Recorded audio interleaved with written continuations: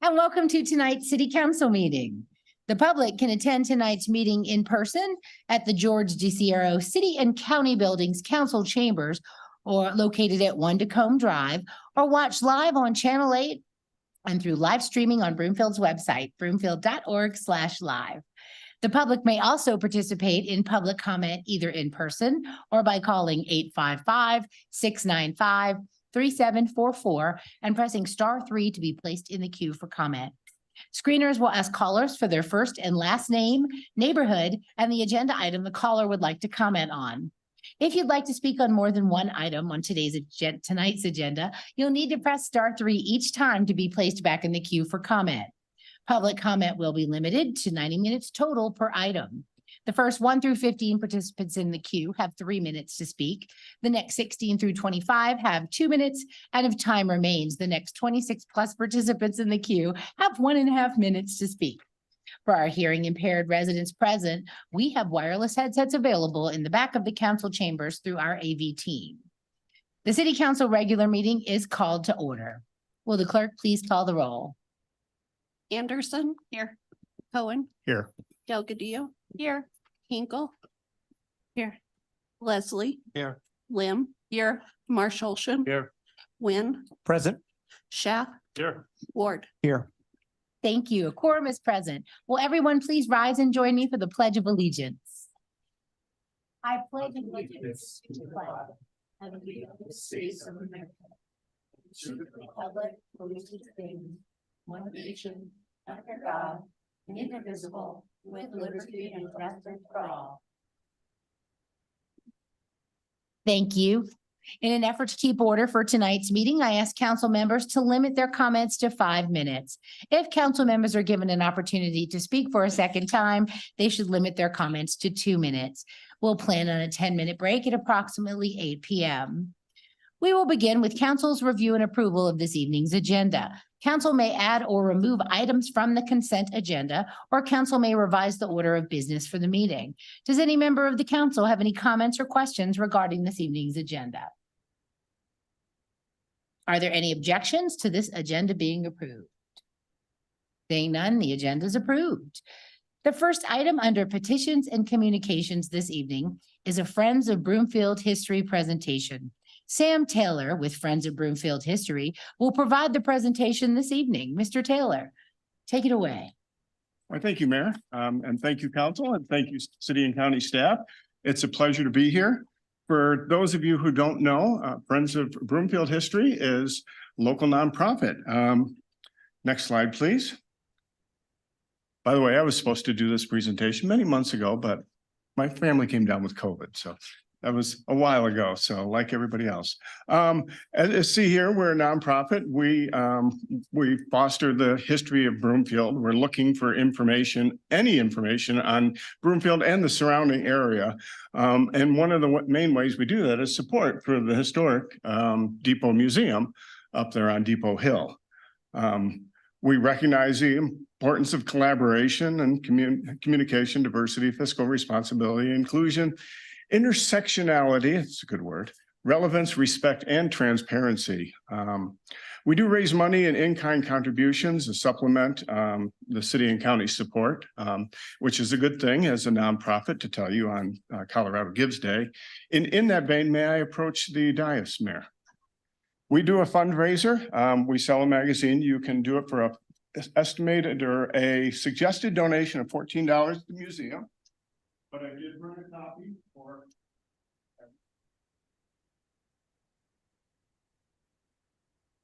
copy. No, I got my. Not at a time for me. I should.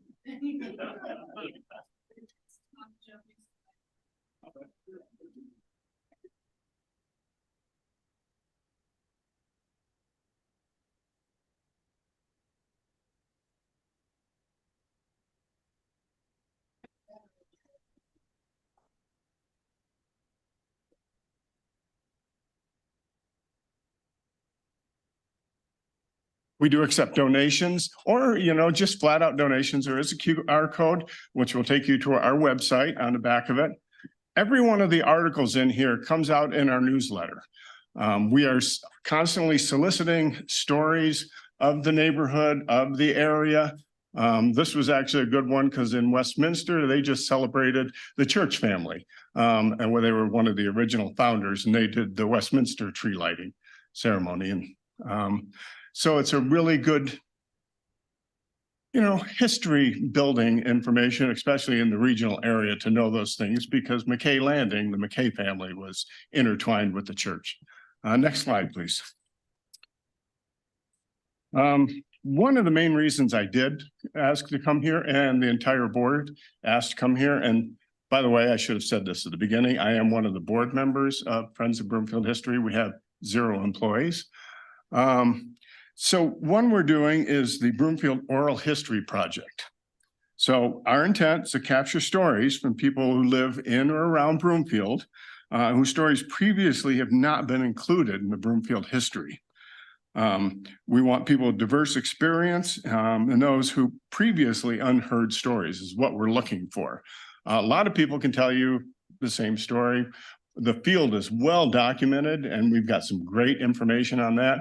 But we're looking for unique stories, a unique viewpoint, somebody that's history is tied with Broomfield, but maybe hasn't been heard, or their type of history hasn't been heard. We're looking for everybody's story, but those in particular. They'll be captured locally. We do it locally as audio or video recordings in a short interview we'll do with them.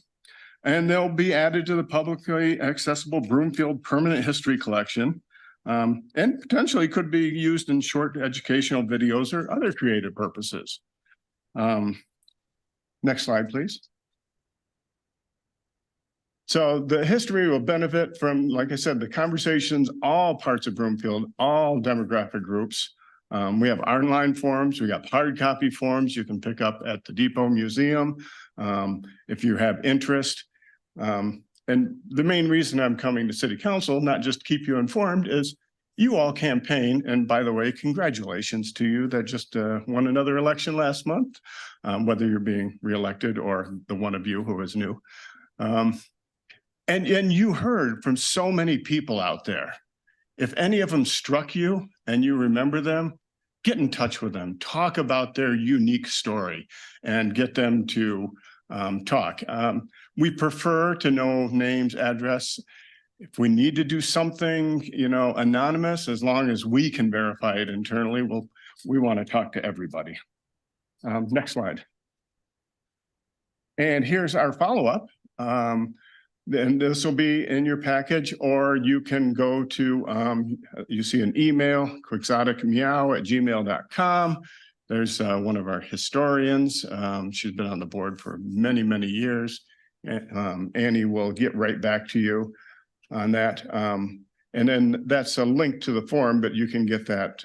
Annie will get that to you, any of you, if you contact me, or if you contact somebody at the Depot Museum, they will certainly be happy to get you in touch. And that's all I have today, Council. Thank you very much. Thank you. Don't go anywhere yet. We have public comment on this, if anybody would like to comment. And then if not, don't see anyone online. Any questions from council or feedback? I know some people, so I've met in my travels, and so thank you so much for this. I think it's an excellent project and so important. Yes, you have met some people. There's some history here. And It's fascinating. There is some interesting history that goes back a lot farther than just the 1961 where we became a city, or the 2001 that we became a county. Oh, yes. Thank you, Okay. Mr. Taylor. Thank you very much. And I hope everybody heard that. It's a call for action. All right, so next is the final item under petitions and communications. It's a proclamation declaring December 13th, 2023 as Volunteer Appreciation Day in Broomfield. Will Mr. Smith and any other representatives here to accept the proclamation please come meet Mayor Pro Tem Schaaf at the podium and introduce yourself. Hello, I'm Mark Smith, Volunteer Coordination Specialist. Thank you, Mr. Smith. The proclamation recognizes Broomfield's rich tradition of giving back and how volunteering and engaging in community service creates a stronger and more resilient community. It makes Broomfield a better place to live. Hundreds of dedicated city and county Broomfield volunteers affect real change in their city and the city and county with their time and energy, their valuable skills, and their dedication, compassion, integrity, and humility. The city and county of Broomfield is grateful for its volunteers whose efforts ensure that residents are able to enjoy programs and services that wouldn't be possible without their dedication. Therefore, as mayor, I hereby declare and proclaim December 13th, 2023 as Broomfield Volunteer Day. And I want to thank all of our wonderful volunteers and encourage our residents to continue the legacy of giving back and serving our wonderful community. Thank you very much, Mr. Smith. Did you have some other words for us? Thank you, Mayor Castriota. Thank you, City Council, Mayor Pro Tem. It is my honor to accept the proclamation today on behalf of all of the volunteers who give their time, their talents, and their heart to the city and county of Broomfield. In 2023, approximately 850 volunteers contributed more than 30,000 hours of service. Volunteers who make a difference in the community by delivering Meals on Wheels, mentoring kids through coaching sports, providing language literacy, serving as victim advocates, and so much more. And if you count the hundred or so volunteers who also sit on a board or commission, that number goes up to 950 volunteers who engage with the city and county of Broomfield in a volunteer capacity on a regular basis. Thank you for proclaiming December 13th as Broomfield Volunteer Day, reinforcing the message that volunteers are important to CCOB and a valuable part of our community. Thank you. Thank you very much. Would council like to make any remarks? Or was there any public comment first? We'll go with that. Don't see any. Nope. How about you guys? Any remarks? It's a quiet group tonight. Well, thank you, Mr. Smith, and I look forward to celebrating with all of our volunteers soon. Thank you. All right, so now is the time for general public comment. Comments from the public are next, starting with in person. If there's anyone who would like to be heard on items not otherwise on the agenda, please come to the podium and state your name and neighborhood for the record. Also limit your comments to 3 minutes, please.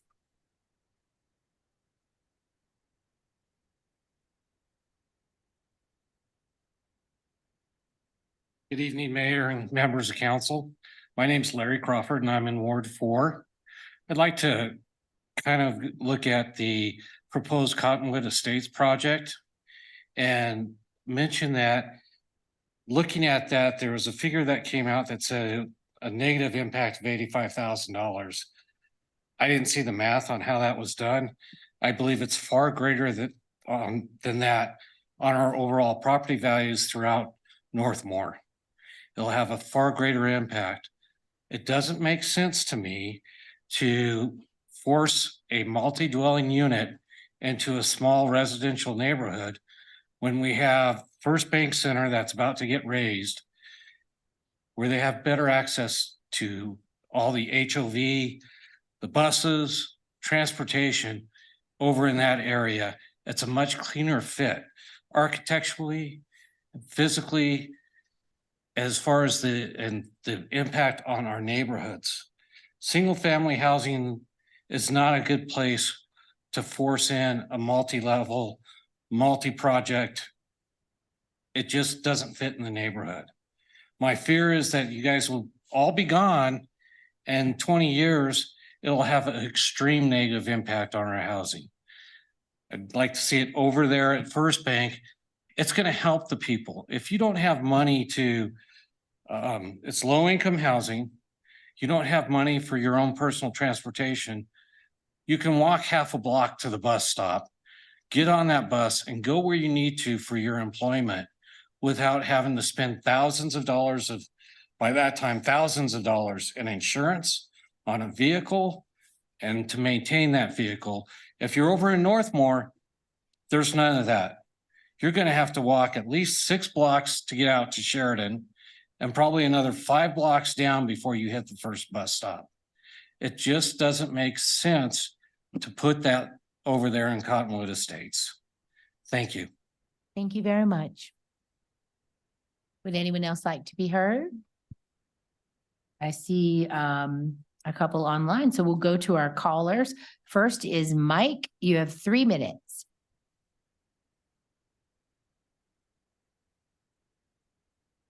Mike, can you hear us? Hello, can you hear me? Yes, you're Can you hear on. me? Yes, we can. Okay. Thank you, City Council, for letting me talk. I'm Mike Crawford. I'm not related to Larry, and I live in Country Club Estates.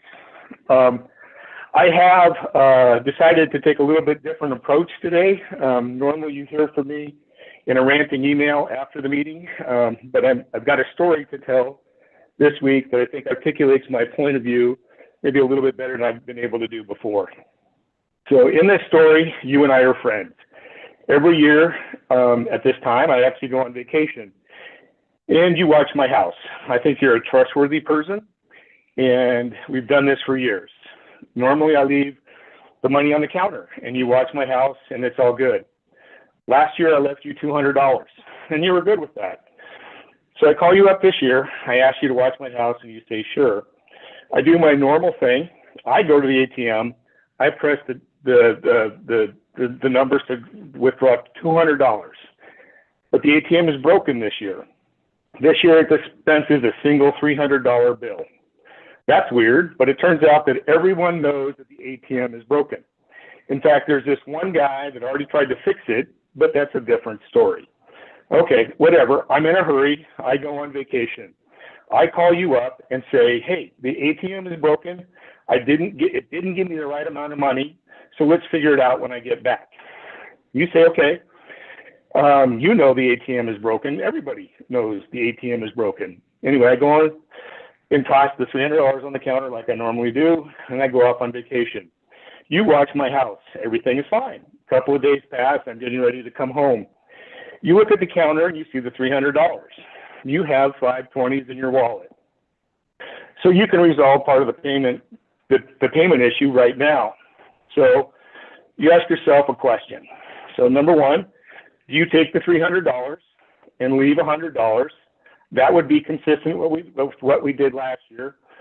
You know you could do it. You have a budget for it. In fact, you know that it could work. Or number two, do you leave $80? You and I both know that there was inflation, and that inflation was about 10%. And so maybe $20 would take care of that. That would be 10% of the 200. And then you think that I'd be okay with that. And in fact, I would be okay with that. Or number three, do you just take the $300? Understanding that I think, and I think most people would agree, that a trustworthy person would do option 1 or 2, and that option 3 is theft. But of course, it's still an option. So in the story, it actually turns out there's a little bit of a twist. And the twist is you're actually also an ATM repairman. So the second question is, would you repair the ATM? Well, So as you probably already guessed, your 3 minutes has expired. So can you wrap up your final thoughts, please? I can. As you probably already guessed, the ATM is our mill system right now. It's broken. It's a known problem. The state tried to fix it by making the ATM give $290, but charge a $10 bank fee. They even asked us if it was okay, and we said no, but they did it anyway. Last Wednesday, the governor sent you a letter. In that letter, he told you the mill system was broken and that you're the last one that can fix it. You are the ATM repairman. Deciding not to fix it last Tuesday night at midnight, or whatever time it was not the right time to decide. You have All new right, well, now information. you're, Please Mike, do the right thing. I'm sorry to cut you off, but you're now at 4 minutes and we have other people waiting to speak. So we appreciate your comments and we're moving on. Next is Kristen. You have 3 minutes. Hi, everyone. This is Kristen Logan from Anthem Highlands. Thanks all for letting me speak in public comments. I'm just calling tonight just to kind of give mention to some issues and concerns I have with the change of direction we went with the air quality monitoring. I chose to call in tonight because of the news about possibly more drilling coming in. And I feel very discouraged that we did away with Boulder Air. I feel like this was a great check and balance to Ajax, and it gave us the confidence that both systems were working correctly and communicating correctly. And yeah, I think that it was just a great balance. And it was also nice having the real-time data, being able to track spikes. I think that this was a benefit, and I'm disappointed that we made the decision to do away with it. And I hope that at some point this council will reconsider bringing it back online. Is that all? Yes, Okay. that's all. Thank you. Okay, thank you very much. Any other comments? Okay, well then we're gonna move on. Thank you for that. Council's community and event updates are next. Does any member of council have an update this evening? Councilmember Ward. Thank you, Mayor. So last Wednesday through this past Sunday, I was in DC for the Victory Funds annual conference, and you will all have my full report later on this week. It will be much shorter than the NLC one that I sent you, and I apologize to staff and council for such a lengthy report, but it was very busy. The only thing I really want to emphasize tonight for council is I did have meetings with both Congresswoman Pedersen and Senator Hickenlooper's office, where I emphasized changes to the FAA as it relates to our noise issues surrounding Rocky Mountain Metropolitan Airport. And I was able to also mention some changes we'd like to see related to EPA grant funding and oil and gas regulations. Keep that brief right there. Thank you. Councilmember Lim. Yes. There's a federal regulation that requires that there be a council representative on the statewide Colorado Rural Workforce Consortium Board, and I am the council person assigned to that board. All day yesterday into half a day today, that board met in person for the first time in a while in Fort Morgan, Colorado.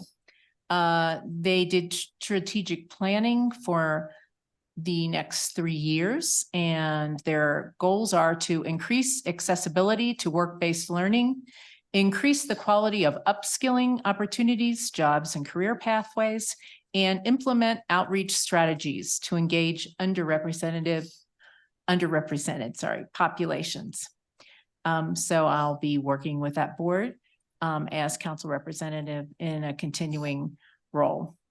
The other community event that residents might be interested in is that there is an oil and gas listening session at the Erie Community Center tomorrow evening from 5:30 to 7 p.m.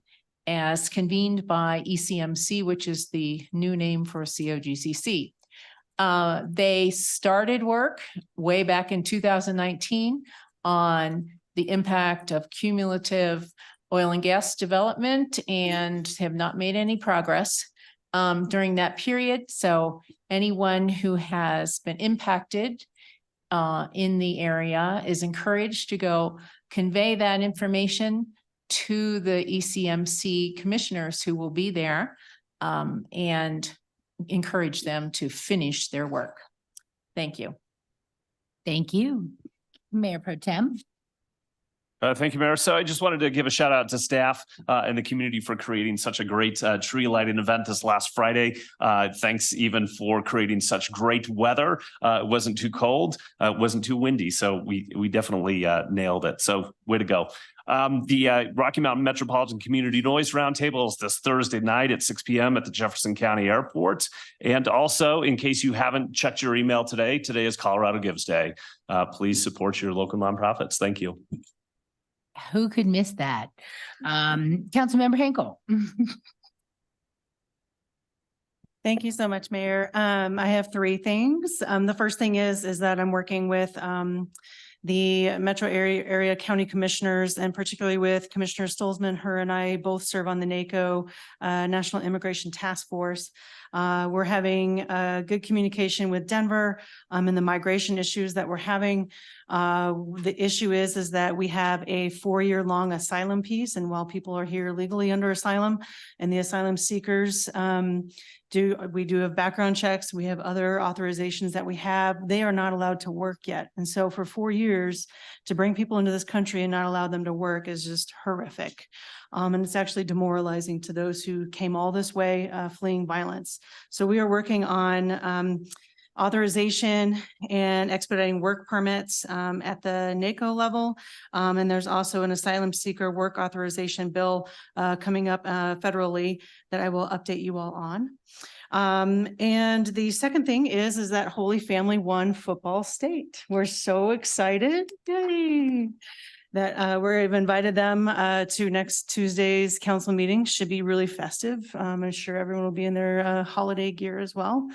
And then thirdly, yes, Colorado Gives Day. I have a particular nonprofit that I love. If you want to know about it later, please ask me. But a lot of people in Broomfield are in need. In fact, Broomfield Fish is a group that has actually had to go into their budget even deeper, their reserves. And so we have a lot of families that are in need in Broomfield. So please give. Thank you. Thank you. Any other council member updates? Well, I had the honor of hosting a legislative breakfast last Friday with our Broomfield Chamber and our state legislators, Representative William Linstead and Senator Faith Winter, to try to get a preview on the upcoming legislative session. And of course, we're all concerned about, what types of preemption might be lurking on the horizon. But on the property tax front, during the special session, there was a task force created, a state commission to look at solutions to help lessen our property tax burdens. And the CML group, the Colorado Municipal League, advocated for a mayor or council member to be on that board. And I was selected as the mayor for the State Property Tax Commission. So Broomfield does have a seat at the table, and I'm really looking forward to meeting soon, probably in the next week. They haven't announced the entire task force yet. I was the first nominee, the first appointee. So we're at the table, and I'll keep you guys updated, and I welcome your feedback. Thank you very much. Council's consideration of the consent agenda is next. The clerk will read all of the consent agenda items by title, and there'll be one opportunity for public comments and council questions and comments. Will the clerk please read agenda items 7A and 7B by title? 7A, resolution number 2023-158, approving the Fourth Amendment to the City and County of Broomfield budget for the year 2023. 7B, resolution number 2023-129, authorizing aggregated spend to Ken Garf Ford Greeley. Thank you. We'll now proceed with public comments. If anyone would like to speak on these two items, please make your way to the podium. Seeing none. Does any member of council have any comments on these items? Councilmember Lim? I had a question on 7B. I appreciate staff's efforts to purchase EV and hybrid vehicles and to highlight that in the memo. My question is that CDPHE has had a series of grant opportunities for fleet vehicles statewide, and there's another application period that I saw was opening in March again. So have we tried in the past to access the CDPHE funds for fleet vehicles, or do we have any intention in the future to do so? Mr. Rutt, Director of Public Works, will address that question. Councilmember Lim. Thanks.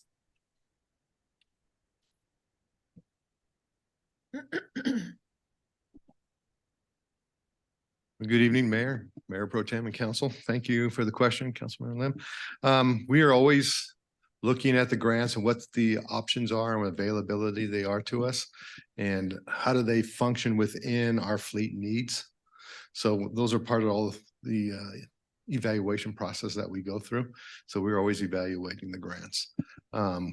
Fortunately, behind me here is our fleet manager, and he is representing the state of Colorado on the national board of for Clean Air Colorado, which is our local organization that he works with.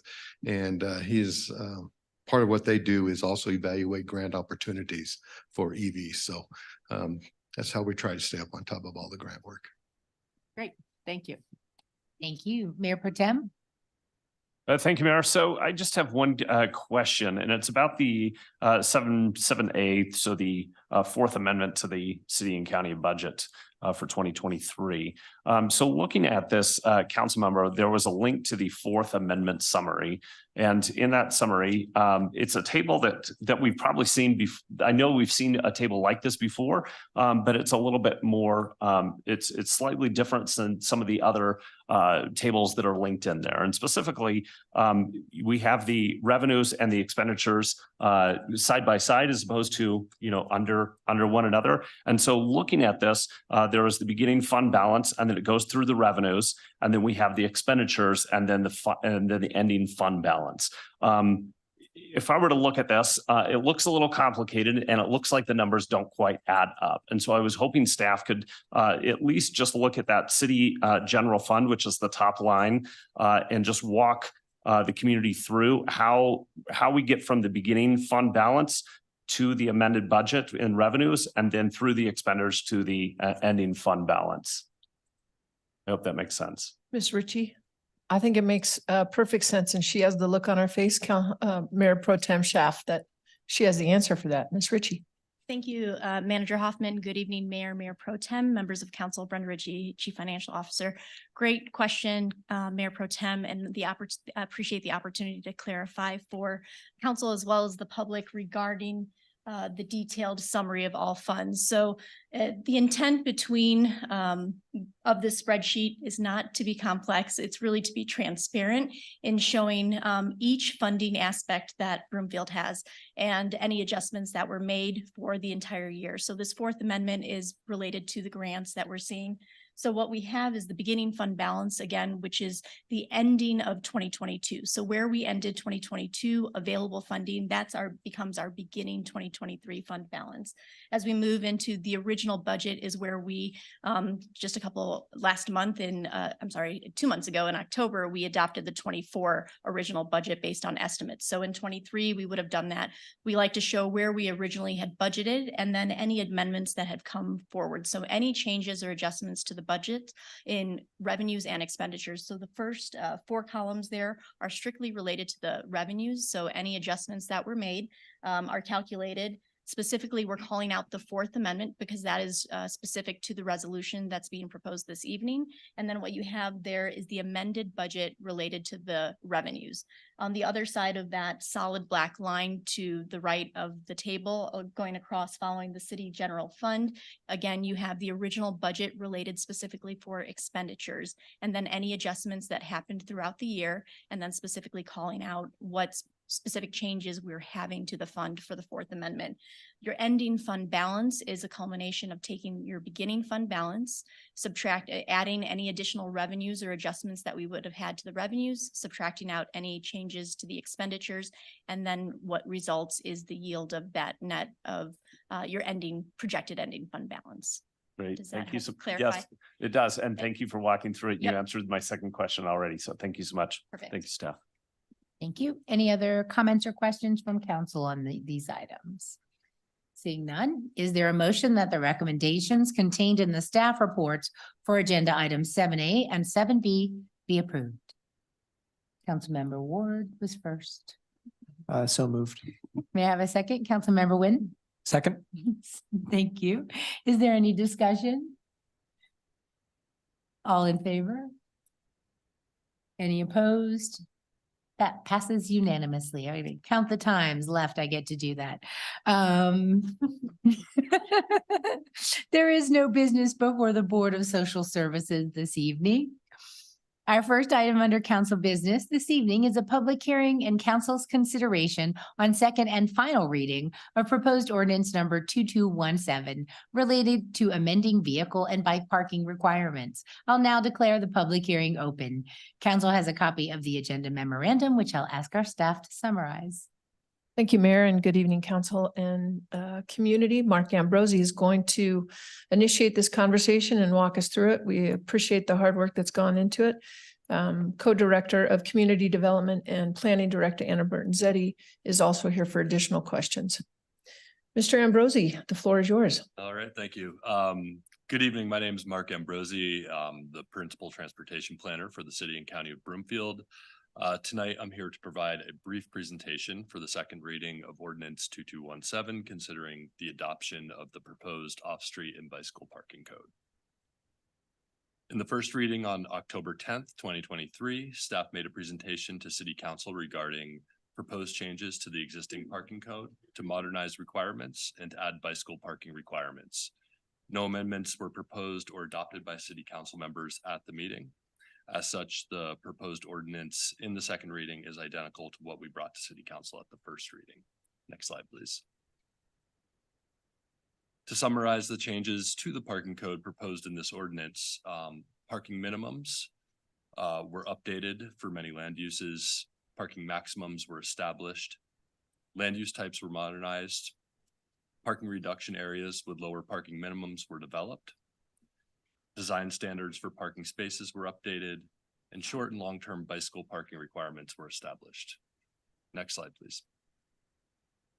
Proposed ordinance number 2217 would update Title 17 to revise the off-street parking requirements and add bicycle parking requirements. These requirements will apply to all new development and redevelopment unless a specific PUD plan has established a unique parking requirement for a particular PUD plan area. If not amended in substance after the second reading and approved by council, proposed ordinance number 2217 will be published in title. The effective date of this ordinance would be January 1st, 2024. Thank you. Thank you very much. That was very concise. But it won't be. All right, we'll now proceed with public comments, starting it with in person.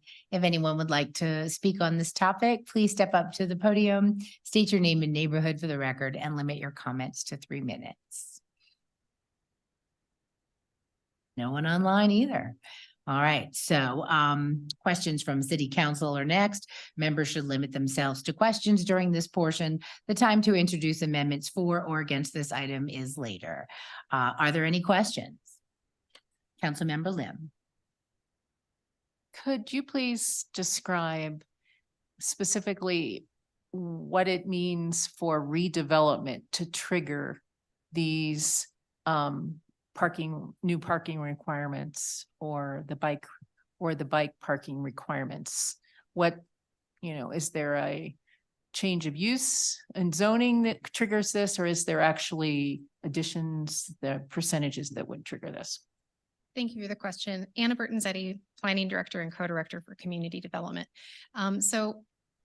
With the changes that are being made with the ordinance today, if someone was to make a change to their building site and amend their site development plan or be coming through the process, we would be looking to allow them to comply with the new code. In many cases, except with the parking for bicycles, the parking minimums are actually less in most cases for development. So we don't expect that this will create a significant number of non-conforming uses that potentially could create an issue if someone was looking to make a new investment in their site and then have to make additional significant investments. So it's a little bit different than when we brought forward the landscape ordinance previously, which was very specific in the code in terms of how it could be applied because we knew that the landscaping was not a previous requirement. And so if someone was doing a small improvement to their property, we wanted to be very clear that it was not applying and would not be applicable.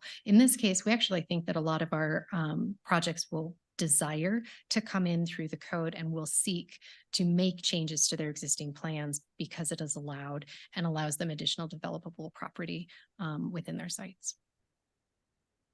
And it's my understanding from the memo and just having discussed this before, that you did a significant amount of stakeholder work with these new requirements. Is that correct? So we did stakeholder input. We sought input from our engineers and architects that work in the community. We tried to seek public input as well, but we didn't get as much engagement from residents or property owners on it.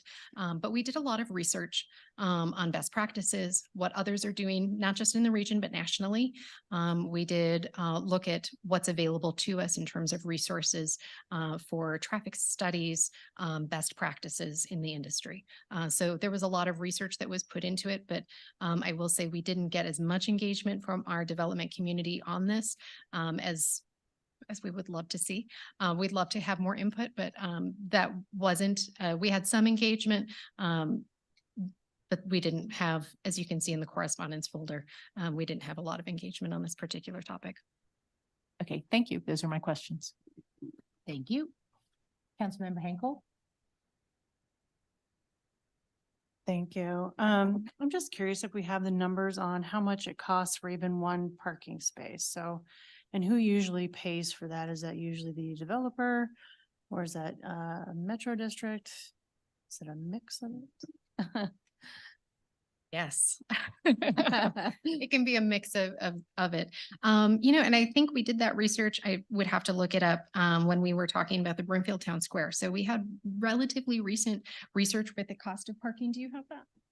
Oh, thank you.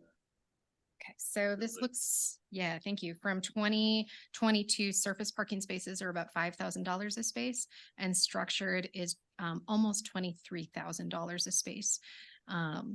So there's also the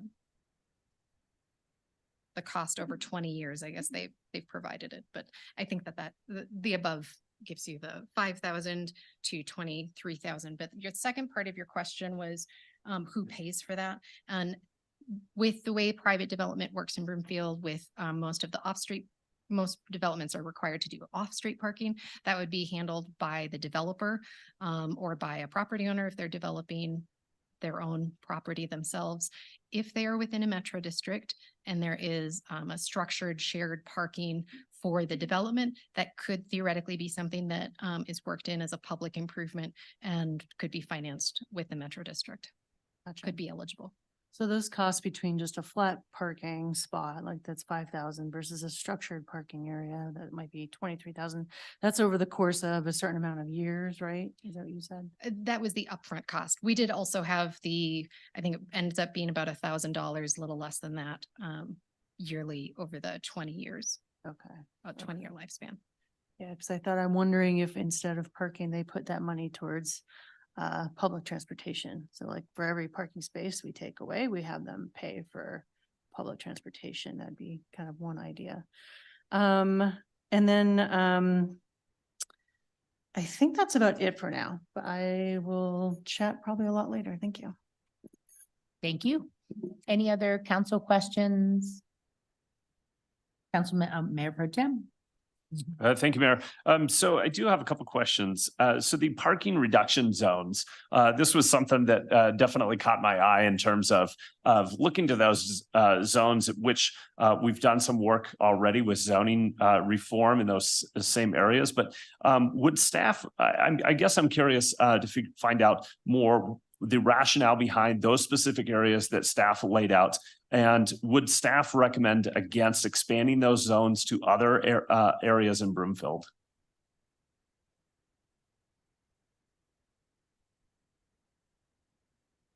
I'm just gonna bring up my notes, Mayor Pro Tem, just sorry, if you can bear with me. I want to make sure I got the criteria correct. So when we had presented this during the study session, we said we would bring back a more refined map with the ordinance, which we've done. And we tried to look specifically at three major criteria in order to be within a zone. Generally, the perimeter started as a 1 mile radius around existing and planned major transit stations.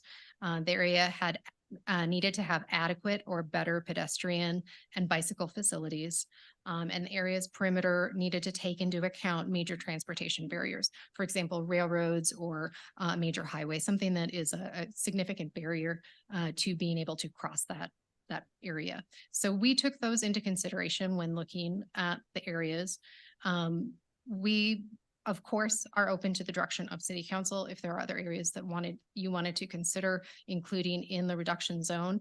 But we did try to identify those that we thought were best served by existing or we were planning transit in the future, and that had those pedestrian facilities that the reduction would not create an area of town that really becomes isolated because it would both not have adequate parking and not have available access to transit service. Thank you for that.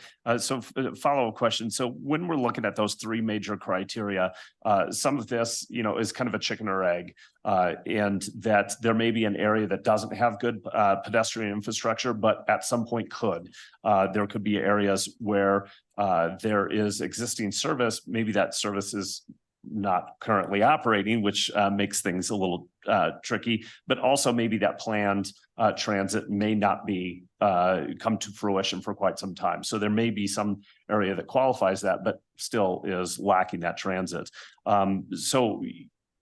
Looking at these areas, it's definitely in those transit, in the kind of Arista area, Flatirons Crossing, that there are some areas in there. There's also some areas up in Baseline, but perhaps that 120th corridor, none of this area is at parking reduction. And I'm just curious, there potentially is a 287 bus rapid transit, and would that qualify to be part of that 1 mile radius around planned transit? It is definitely an art and not a science. So because as you mentioned, we know where things are planned. We believe, as the baseline development comes in, we're seeing those site plans and we're having the extension of the paths, the trails, the sidewalks. So we feel like the pedestrian facilities are coming with that development in those areas that will provide for it. And so the area will be ready when the transit is there. 120th Avenue is a good area where in the future, it may be something that we bring back to City Council when we know more about the frequency of the bus transit in that area and look at redesignating this area. So these areas that we've identified in the map are not locked in for all time. We would be able to bring it back as we learn more, as we have available funding for transit in the future, hopefully, for new areas or get more frequent travel along 120th. And then we could bring that back and consider that, and as well as if we saw changes in other areas, it could be brought back. So it is a living document to some degree because it can be brought back for further consideration by City Council in the future. Okay, thank you for that. And then my other question has to do with just, over the years, I've seen a fair amount of developments. And with those developments, there's, not every time, but every now and then there is a variance to the parking standards. This is always one that I wrestle with because for me, I have no, grasp on, do they need more parking? Do they need less parking? Is the number they came up with, is that the right fit number? And of course, at the same point, I know that that variances are one way in which to kill a development. So no developer necessarily wants to bring a variance. So I'm curious, by adding this maximum requirement and lowering that minimum standard, are we going to create more opportunities for those variances to come through with those developments? Or are we potentially decreasing the number of variances requested by the developers? We believe that we've looked at the projects that are coming in, the history of the variance requests that have been made. And we believe that most projects will be able to fit and meet their own needs within the minimum to maximum range. There may be projects that, due to their unique nature, they believe that their project warrants being able to exceed a maximum, for example. And they would be able to come through with an urban renewal site plan or through their PUD plan or a site development plan, and the process is still open to them to request the variance. But similar to any other project coming before you, we will still get traffic studies and a parking analysis for that project as part of that. And we'd be particularly looking at that with our traffic engineer to make sure that they have justified that as we do today. I don't think we will see as many as we have in the past. That's our goal. We believe that we've structured it that way. But there could be a new variance request in terms of exceeding maximums, which we've never had to do before since it hasn't been a requirement. Okay, all right, great. Thank you. Thanks, Mayor. Thank you, Councilmember Ward. Thank you, Mayor. I just have two quick questions, Ms. Burton-Zetti. The first question is roughly what is the timeline in terms of the length of time it takes for a development from concept to actual ribbon cutting? I know, for example, the apartment complex that's over by Wads and Highway 128 that's being currently constructed, we had approved in late 21, early 22, and it won't actually have a ribbon cutting, I think, till early 25. So could you just kind of walk us through what that timeline actually looks like? Thank you for the question. Each project is a little unique, so it's a little tough. As if you're talking about the Velo project, it has a lot of infrastructure, for example. So the site work for that is taking quite a bit of time. But most projects of a standard scale would probably see about a year's process, very rule of thumb, for going through just the entitlement through the public hearing process. So preliminary applications with staff, concept review, site development plan approval by city council. And then probably another 6 months for construction and building plan review, very general. And then whatever time their construction mobilization requires for them. So yes, 2 to 3 years for the entirety of the process is probably not uncommon. It is a very, it's a lengthy process because of the amount of investment that's being made. They need to carefully consider each step of the process, and they don't often do multiple types of plans at the same time because they need to see an approval step and then start that next step for like the construction plans. Yes, and I'm sure that number does not factor in any of their pre-application stuff that they do internally before they even bring it forward for concept review. Exactly, yes. And who knows how long that takes. Yes. The second question I have relates to redevelopments. How long do we traditionally see developments that have come up and then go, let's say, 50 years before they get redeveloped? And is there in each type of development, like residential has, we've seen more of a particular timeline of it lasts, let's just say 60 years for spitballing right now, and commercial might last only 30 years. I don't know what the actual numbers are. Have we seen any data on that? Nationally, there is data available. I don't have it available this evening for each of the different types. I will say that Broomfield is probably on the cusp of seeing more redevelopment efforts like we have at Flatiron Crossing.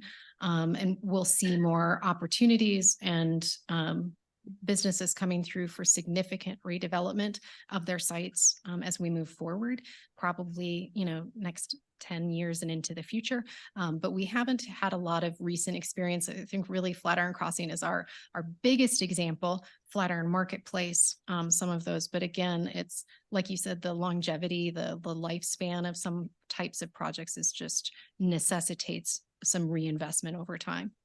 Would you say that residential tends to have a much longer lifespan than commercial typically does, because commercial always needs to reinvent itself? Spaces need to be repurposed because, retail's down and office space is up, or office space is down and flex industrial space is up, or something like that. Would that be a fair characterization? My gut response is yes, but I certainly don't have the data with me this evening to tell you what those lifespans are. Okay, thank you. That's all my questions, Mayor. All right, thank you. Any other council member questions?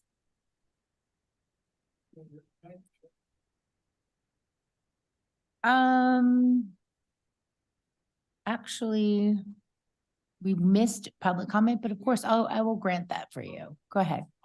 You have 3 minutes. Okay. I just have by show of hands, can I see? First, identify yourself. Oh, for the I'm record. Peter Kraus, and I live Thank you. In Eagle Trace North. And I'm a big proponent of bicycling. I have a bicycle parking lot at my restaurant with 27 designated spaces just for bicycles. And I have a question. By show of hands by the council, could I see how many council people rode their bicycle to the meeting tonight?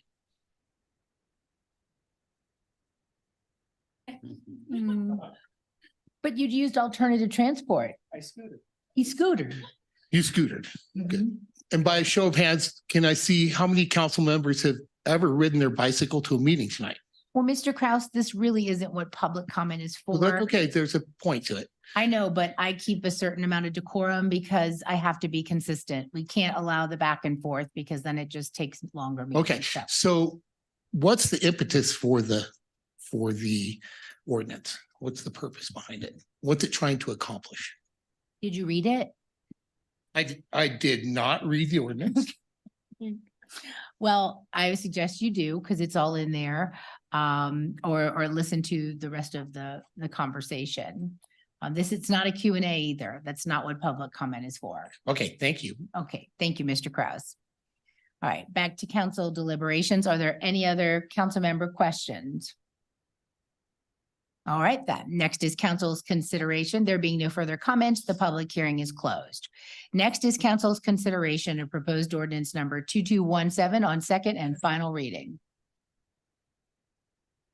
Will the clerk please read proposed ordinance number 2217 by title? Ordinance number 2217, amending chapters 17-32 accessory buildings and uses and 17-42 mobile home communities to revise off-street parking requirements and bicycle parking requirements to the Broomfield Municipal Code. Thank you. Is there a motion? Mayor Pro Tem Schaaf? So moved. Thank you. Is there a second? Councilmember Leslie? Second. Thank you. Is there any discussion? Councilmember Ward? Thank you, Mayor, and I apologize to my council colleagues in advance, but I have some amendments I'd like to propose for you all. I think we have the amendments pulling up soon. As you all have seen from the email I sent out last Thursday, there are 5 areas of amendments with 10 total amendments, just to break it down a little bit for you all. So the first one that I'm going to bring forth is I move to amend ordinance number 2217 so that there are no vehicle parking minimums and that the code languages and charts reflect parking maximums, which maximums shall be determined by council.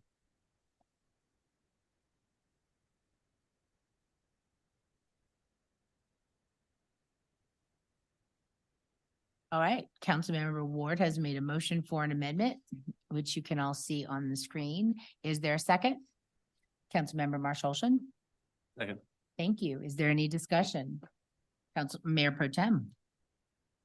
Thank you, Mayor. So I appreciate the council member coming forward with some changes to the ordinance. This is definitely one of those conversations that we had during our study session this last summer, which was regarding maximum. So I do appreciate the emphasis on maximums. One thing that I really liked that staff did was create this bookends in terms of the parking requirements. So there's not only a minimum like we have always had, but there's also a maximum as well. And I think that what this current ordinance does well is provide those bookends, gives a little bit more certainty to our developers, but also kind of creates a roadmap for how we continue to move forward. I think removing those minimums at this time doesn't do justice to our system, and I also don't think that it incorporates the stakeholder engagement that we've had. That's all I have, Mayor. All right, thank you. Any other discussion from council? Councilmember Marshall. Thank you, Mayor. I support this amendment. I do think that as staff has indicated, there wasn't a whole lot of stakeholder engagement done on these. Not that they didn't do the stakeholder, there wasn't a lot of feedback that was from the development community. Nobody wanted to give their feedback apparently. I do think that it is important to move away from a car-centric society that we've had for way too long. And I think doing away with the minimum parking requirements is a good way to do that. I don't believe any of the developers coming forward would. I don't think they're going to care about the minimums. I think they're going to care about the maximums. And I think that's what we need to be focusing on. So I think doing away from the minimums is a good step in showing that we are moving Broomfield forward in a sustainable manner. So I'm going to support this. Thank you. Councilmember Ward. Thank you, Mayor. What I have to say on this amendment, along with all my other amendments, is the intent behind these is to get Broomfield planning for the future, not where we currently are. We currently have a very car-centric society, do not have the infrastructure in place for active transportation such as walking and biking and scootering. No, we do not have the public transit that we should have, or I would personally like to see. I think I have the most experience with that up on this dais and have the loudest voice with that one. But nonetheless, we need to be planning for the future. And if that future is a sustainable Broomfield that has a reduction in greenhouse gas emissions, has a reduction in vehicle miles traveled, we need to start thinking differently about how we develop the city and county. So that way we are incorporating bike parking, scootering, walking, public transit. And at some point, someone has to go first.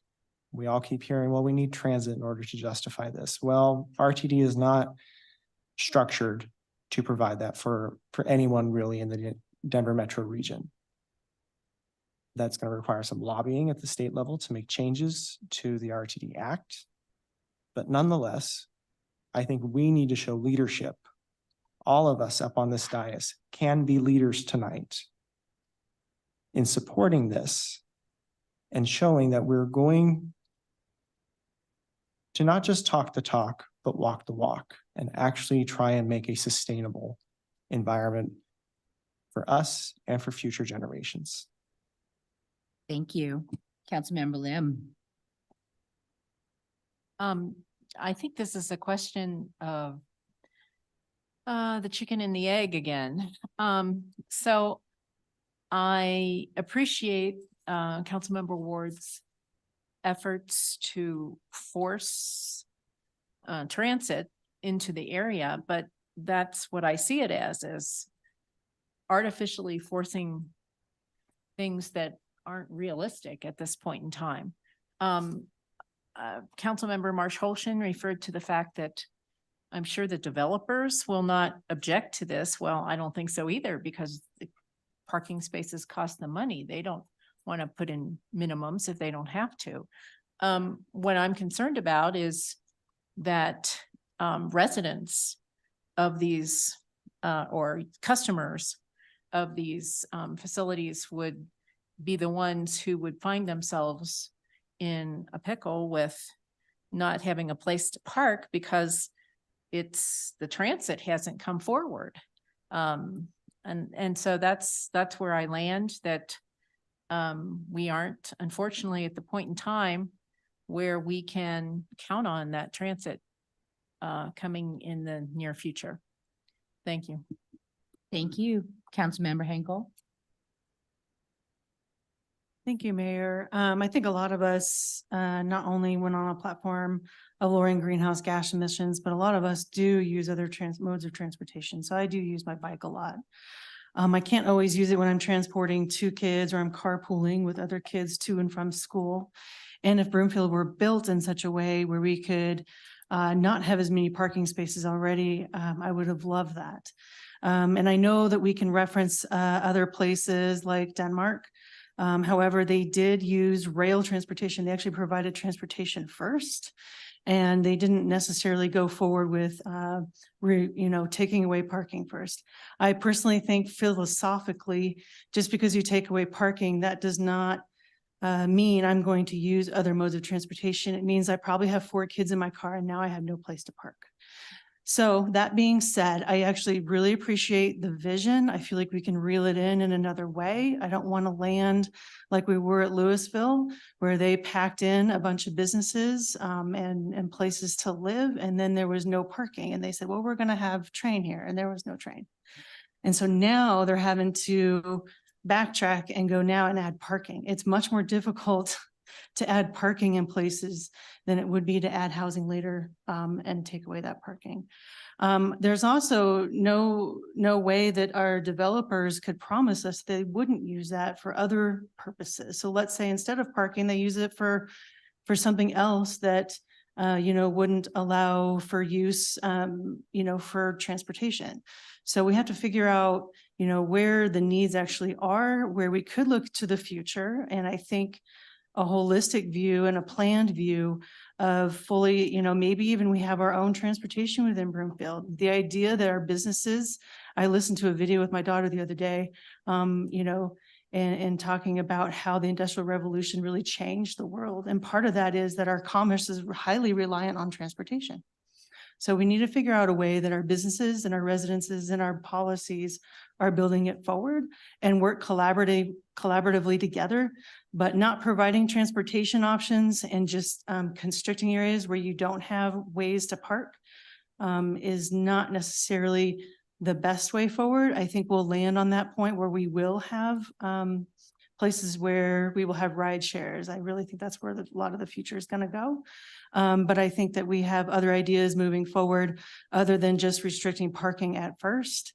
I think there are better ways to attack this problem. Thank you. Yeah, like micro transit. Councilmember Cohen. Thank you, Mayor. I also would just say that I do appreciate the intent and support the goal, but it is, as Councilmember Lim said, I think it's a matter of process that leadership is not taking off while flying blind. I think leadership is engaging the community and finding the data to support this movement. And at the moment, we don't have that data. At least I don't see, and anecdotal data has value, but it's not enough for me to make such drastic changes without looking at the effect. And I think as Councilmember Henkel said, we live in a suburban community.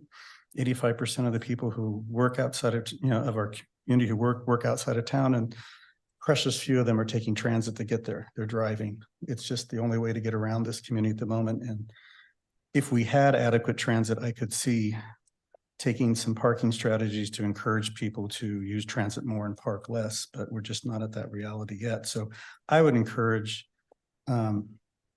maybe after we discuss this, a separate motion to ask the city to do a formal study of parking needs in this community. Maybe they've already done it through the work they've done already, as well as the bike parking that's brought up. I don't think we've done a thorough study and can really say for sure where we are there. So I would appreciate revisiting this topic later when we have more information to support it. Thank you. Oh, may I ask, Manager Hoffman, we just had a study session on this in June, correct? Correct, under first reading. Right. And so this reflects what was the research and work done by our staff to make these changes that are in what's presented. Correct. Okay. Thank you. Moving on to Councilmember Delgadillo. Thank you, Mayor. I will be supporting this amendment, and I want to come at it at a completely different angle, which is fiscal sustainability. So when you look at the amount of space it typically takes to park, the parking space plus the amount of space that is needed to drive into that parking space is about 300 square feet. That is a lot of space that could be used either for housing, or that is space that could be used for commercial properties to generate revenue and taxes for us. So there is an element here, aside from sustainability, aside from a car-centric culture, that I just like to point out that it is fiscally pretty responsible to not force minimums on folks when they're well-served otherwise. So as such, I will be supporting this. Thank you. Thank you. Councilmember Anderson. Thank you. And I will keep this very brief. It's more about the timing of this discussion. And we are making like great progress with the Colorado 7 Coalition, moving closer to BRT there, to the I-25 Colorado 7 interchange, and having, bus service up to Fort Collins and down to Denver. Right now, the north side of Broomfield has no bus transportation. So I just feel like the timing is off here, and that in a couple of years, we're talking like 2025 to 2026, we're going to start to see some of this bus service if it really goes forward like the plan shows. And at that point in time, it would be more logical to begin discuss these reductions in parking, but at this point in time, we have an awful lot of people who don't have access to transportation. So thank you. All right, thank you. Any other first round discussion from council? Well, my first reaction is that these are 10 very substantial amendments that have not been seen by the public until tonight. They have not been vetted. There's not been a stakeholder process for all people that will be impacted. And that's my concern is this seems more suited for a conversation with the community and with those who will be impacted to get that feedback, which hasn't been gotten. I'm a true believer in the public process, and the way that these amendments were developed wasn't in the public. So I would propose that we look at this from a holistic point of view and get everybody's input, including the public, including the development community, to see if these would actually help the situation. Yeah, that's all I have to say on it. So we'll go to second round for 2 minutes. Councilmember Ward. Thank you, Mayor. I'm just gonna make two counterpoints. One to Councilmember Anderson. As I had asked during the question period, what the timeline is for new developments is roughly 2 to 3 years, which would put us right in line with Highway 7. As it relates to the public input process, I also value the public input process, but I had no way of putting this out to the public other than at this meeting. And so one of my last proposals is going to be, after we vote through all these amendments, if there are any substantial changes, to table the discussion to a date certain, to allow the community time to review what amendments have gone forward, if any. Allow the development community to see these.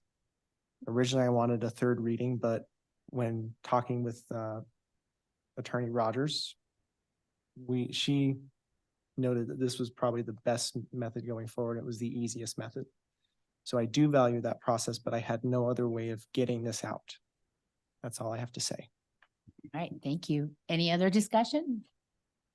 So we have an amendment and a second for vehicle parking maximums instead of minimums. And we will vote on the amendment. All in favor? Any opposed? Will the clerk please call the roll? Anderson, No. Cohen, No. Delgadillo, Yes. Hinkle, No. Leslie, No. Lim, No. Marshall, Yes. Wim, Yes. Schaff, No. Ward. Yes. The motion fails 6-4. So we'll move forward to vote on this ordinance, 221. Yes. More discussion. We don't vote on the regular amendment? We voted on the amendment. We don't vote on the motion? All the amendments are 42217, so we have to go through all of them. Got it. Sorry, I got it now. I don't know why in my head I thought they were all separate ordinances, but they're all separate amendments for the same ordinance. My apologies. All right, Councilmember Ward.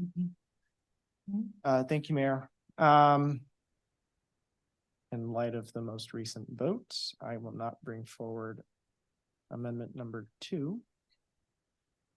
I'll move to amendment number 3, which is I move to amend the Broomfield Parking Reduction Area Map referencing ordinance number 2217, Broomfield Municipal Code 17-32-040 B, to include all the interlocking area, all the Flatirons Mall area, what I call Ridge Parkway area, because I don't know what the actual neighborhood's name is, and the airport area.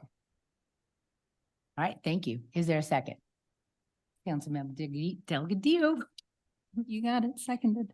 Thank you. Is there any discussion? Mayor Pro Tem and then Councilmember Lim. Thank you, Mayor. So I do appreciate this one. This one actually gave me quite a bit of thought in terms of how this expansion came about. And that was partially why I asked the question earlier that I did to staff in terms of what was the rationale for these maps and how were these developed. I do think that this is one area where it does expand upon the transit opportunities that exist. The expanding the area around Flatiron Crossing Mall, I think that makes a lot of sense. The airport area, there is, it's within a short distance to the transit stop there at Arista. So I do see, that being included. The Ridge Parkway area, that one seems a bit outside of the area. And that one does give me some concern that it's too far away. Interlochen, I think that is one area that there's a lot of change with the pandemic in terms of office work.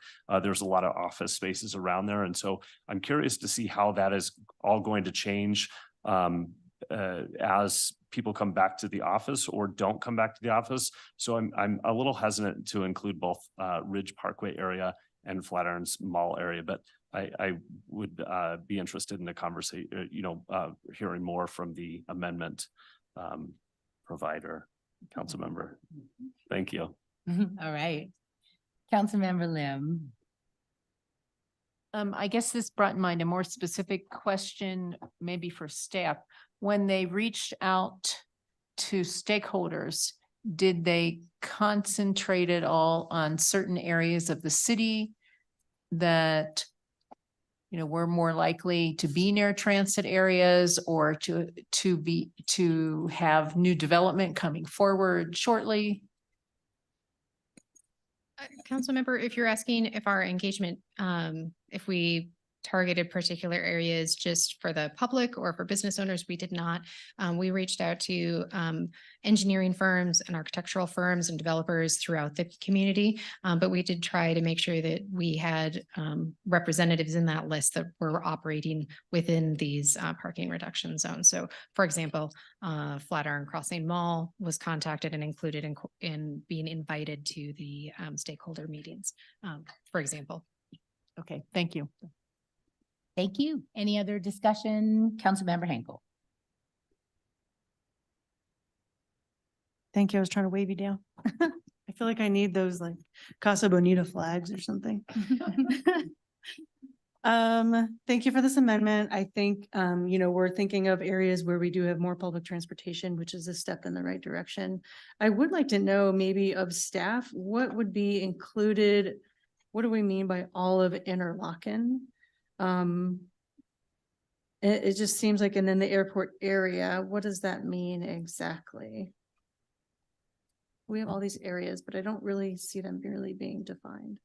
So, thank you for putting that on the screen. It really helps. So it would be generally the west half of Interlochen. It wasn't included because we believed it was further from the transit facilities than we were using as our guidance, but it could be expanded in that area. I would note that the area circled north of the word Flatiron Station is not included because it is primarily an area that's either right of way, a park, or for a future conservation easement. So that is not developable land and is not included for that particular reason.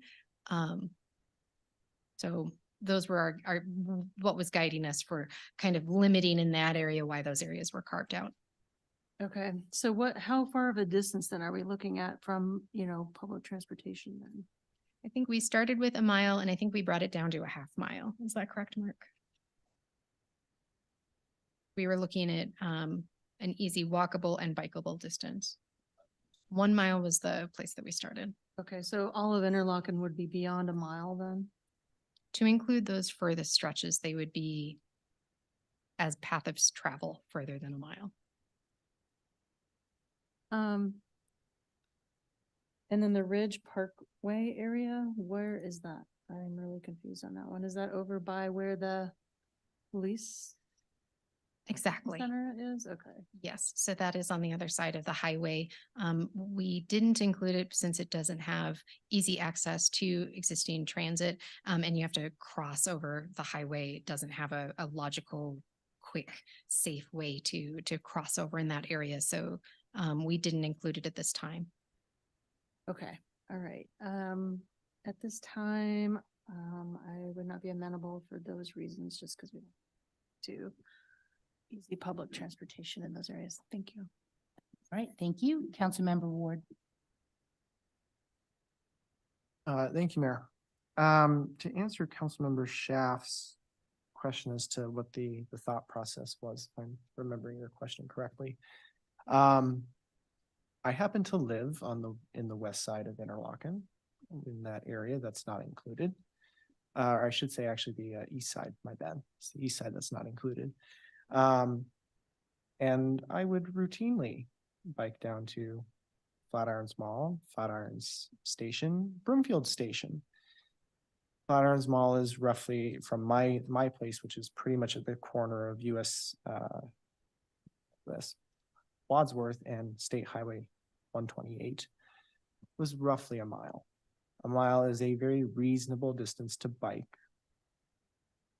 Walk is debatable, but for biking and scootering, which in the FID, the Flatirons Improvement District, we are working on trying to get more access for a shared bike and scooter type infrastructure like you see with Lime or Boulder B-Cycle. And I think not to include those areas in Interlochen and around the airport would be short-sighted of this body. Ridge Parkway, I put Ridge Parkway in because it has a certain level of density that one would associate with transit. And while it doesn't have access to fixed route transit, it does have access to flex ride services, at least during the weekday. But then again, there are only one or two parcels really within that area that are developable so far. Everything else has already been developed, so it doesn't preclude or it doesn't hurt the existing developments. But there are areas that I think could be redeveloped around the commercial space that exists there to put in more housing, legally attainable housing. So that was my justification for including it in this particular area. Councilmember Marsh Holston. Thank you, Mayor. I support this. I understand the argument of the chicken and egg argument that we've been having, but frankly, I mean, since this is only on new development, this is not on anything that's existing. I mean, obviously redevelopment, but the existing businesses are not going to have to reduce the parking or increase anything else. This is only on new development. The only way we're going to get transportation and transit in Broomfield is to have greater density. And one of the tools for greater density is reduced parking. And because the less parking space you have, the more you can build. I understand that we don't have transit now, but I really think we need to move forward with this now so we get the transit later.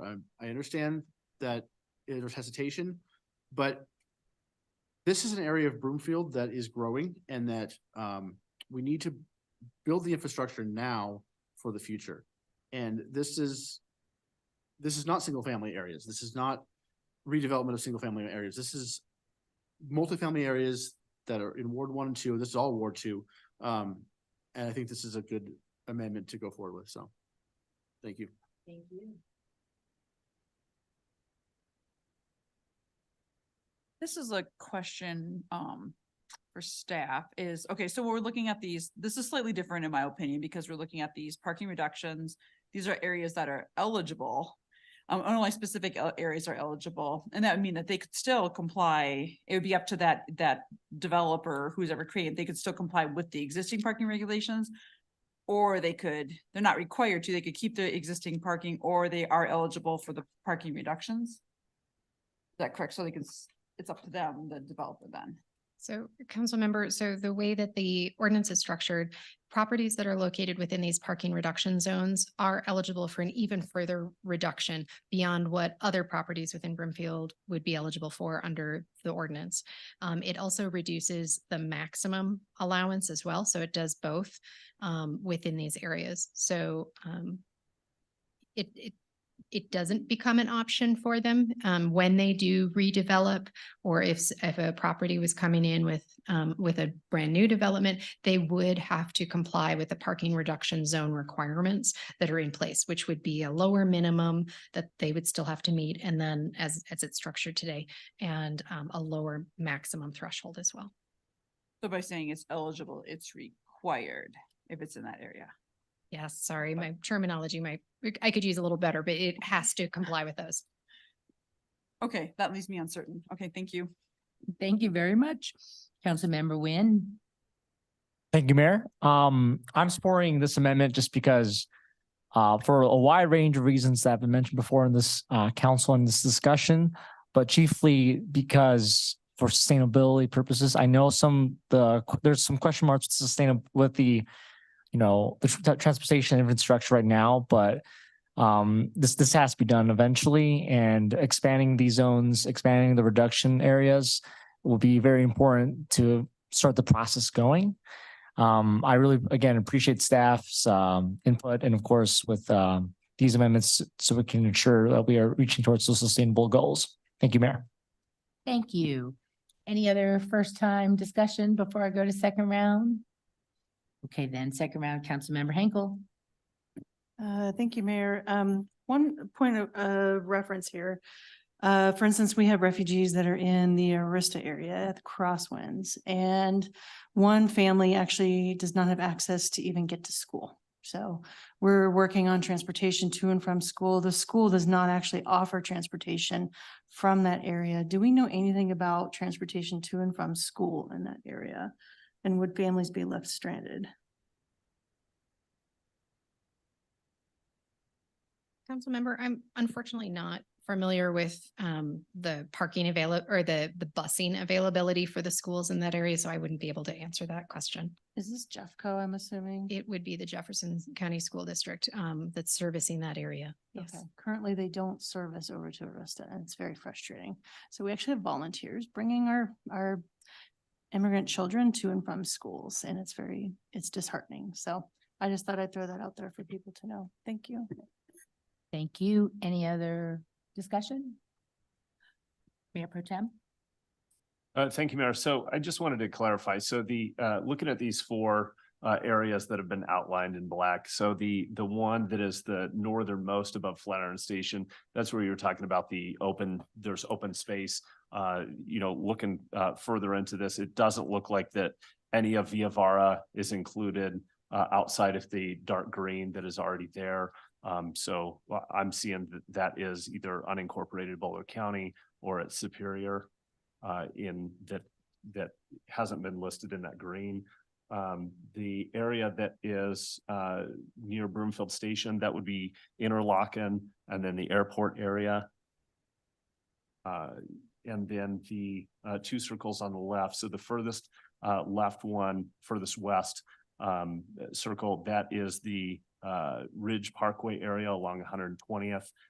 And then the larger circle that has been outlined, that would be the Flatiron Crossing. I think that, as the discussion has been, I'd be interested in expanding the parking reduction area map to include more of the Flatiron Station or Flatiron Crossing Mall. And I would be interested in including more of the Interlochen area. But I do not think that including that Ridgeview Parkway area, I hear you on the density that exists right there, but we've talked a lot about the kind of transit desert that exists out there. And then it doesn't make a whole lot of sense to include that circle that is just open land area and parks that exist in that further north circle. And staff, I'm curious what you have to say. I just wanted to note, I think you meant the area that's circled just south of the words Flatiron Station is actually the west half of Interlochen and a small portion of the west side of Mid-Cities. I just wanted to clarify for everyone, Flatiron Crossing Mall, the entirety of the property is included within the parking reduction zone as it's written today. So that larger area is primarily golf course property. There are some developable pieces in there and office buildings. And then, like I said, the very west side of Mid-Cities does have some apartments and near the Walmart area. So that's kind of that west end. I just wanted to clarify. Thank you for that clarification. Appreciate it. That's all I have, Mayor. All right, thank you. Councilmember Ward. Thank you, Mayor. I just want to note for the rest of my council colleagues, if we're going to look at a transit desert, much of that area already really does exist in a transit desert. There's no fixed route service other than what's along US 36 with the Flatiron Flyer and the AB, but nothing in this area really has fixed route transit. I don't necessarily think that that is the best gauge as to whether or not to support putting that in. Given that we do have a little bit of flex route transit with the Flex Ride, and there is nothing that is precluding implementation of fixed route transit in the future, particularly since most of these parcels are already developed and it's not going to impact those residents that already live there. It's just for those new parcels, and who knows when those areas will be developed, because a number of those parcels are already zoned for commercial. And we all know where commercial stands right now, particularly office. So I would urge my council colleagues to keep that in mind, that much of this is particularly commercial and zoned for office. All right, thank you. Councilmember Anderson. I have another question on this eligible piece. And is there the potential to somehow amend this to, we're still expanding the area, but we're not under eligible. It becomes more of we want you to move this direction, but if the developer has a good reason why they think these lowered parking spaces is not doable, that they could somehow still go back to the original numbers. And I'm thinking of a couple of these that are like I would want to flag is we've got under like multifamily, it's not just income aligned, but also senior multifamily. That's a little bit different than young able bodies. There's also some private schools in here. So right now I'm not comfortable with it, but if we could somehow amend it slightly to it's eligible, like, yes, you can do it, but you're not 100% absolutely required to do it. I think that could get us closer. Just suggesting that. Thank you. Councilmember Ward, would you like to respond? Yeah, just gonna ask some clarification questions if that's all right.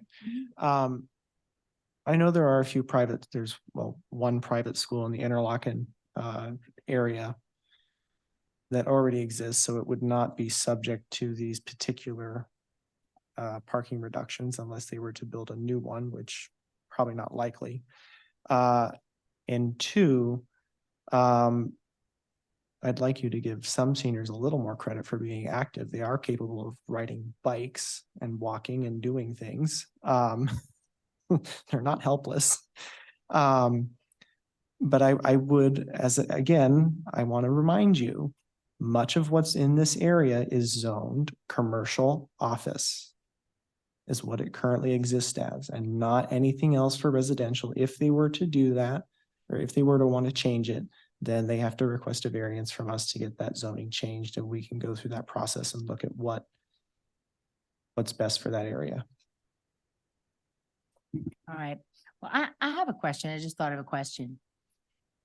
The future Flatiron Rail Station and the future 116th Broomfield Rail Station. Does anybody know when that's going to happen? Is it 2050 or did it move up to 2060 now?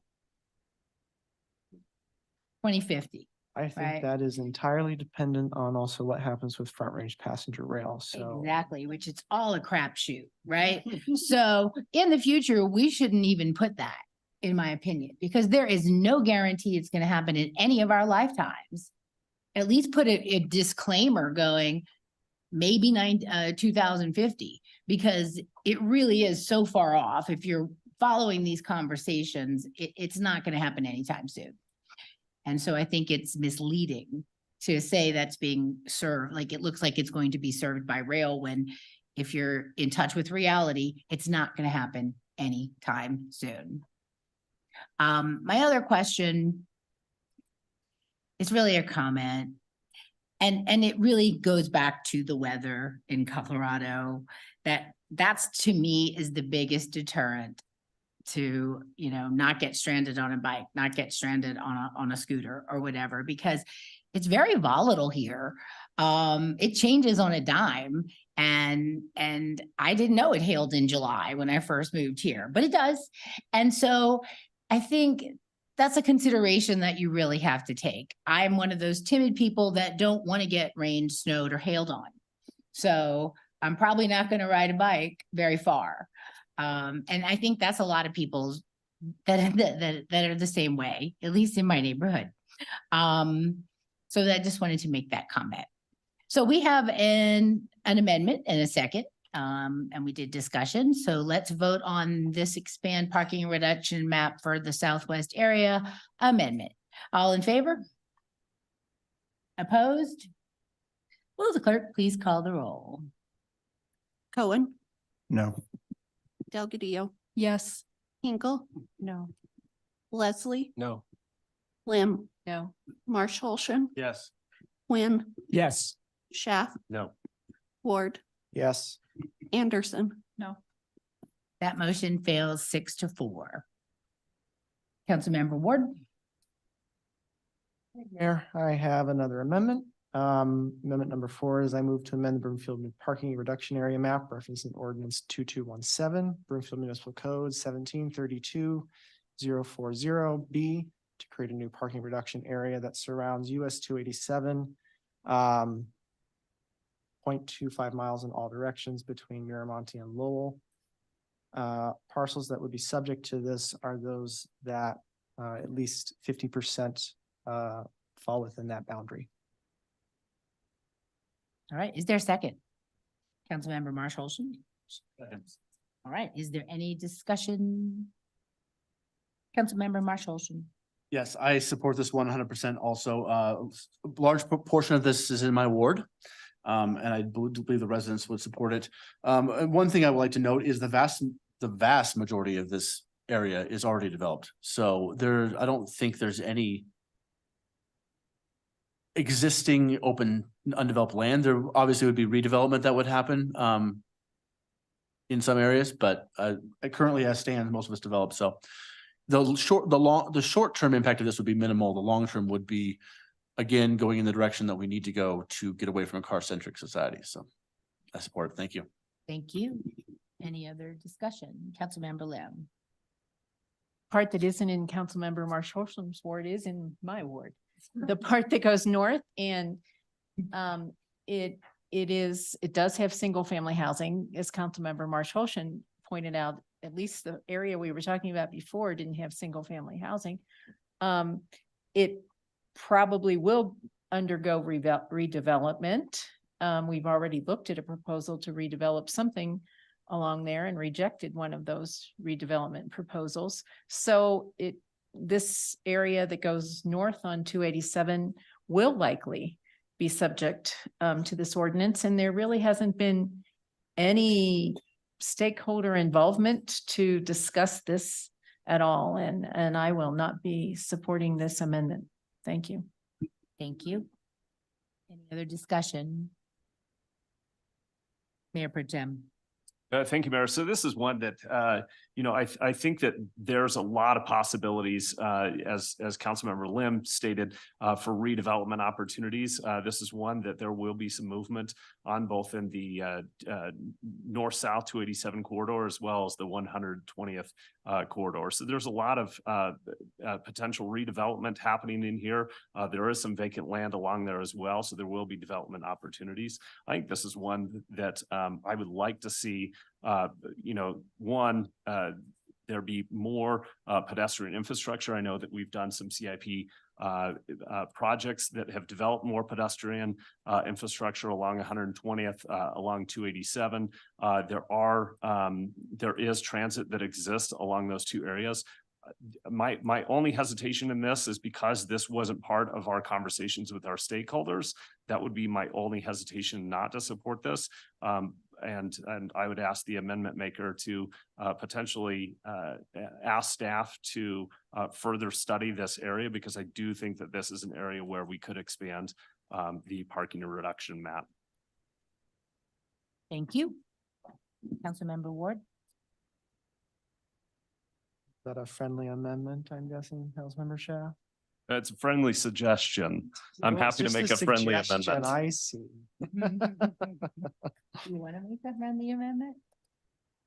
I'd be happy to make a friendly amendment. So I'd make an amend the amendment, or I guess make a substitute amendment that would direct staff to further study the parking reduction map to include 287 as outlined in a quarter mile in all directions from Miramonte to Lowell.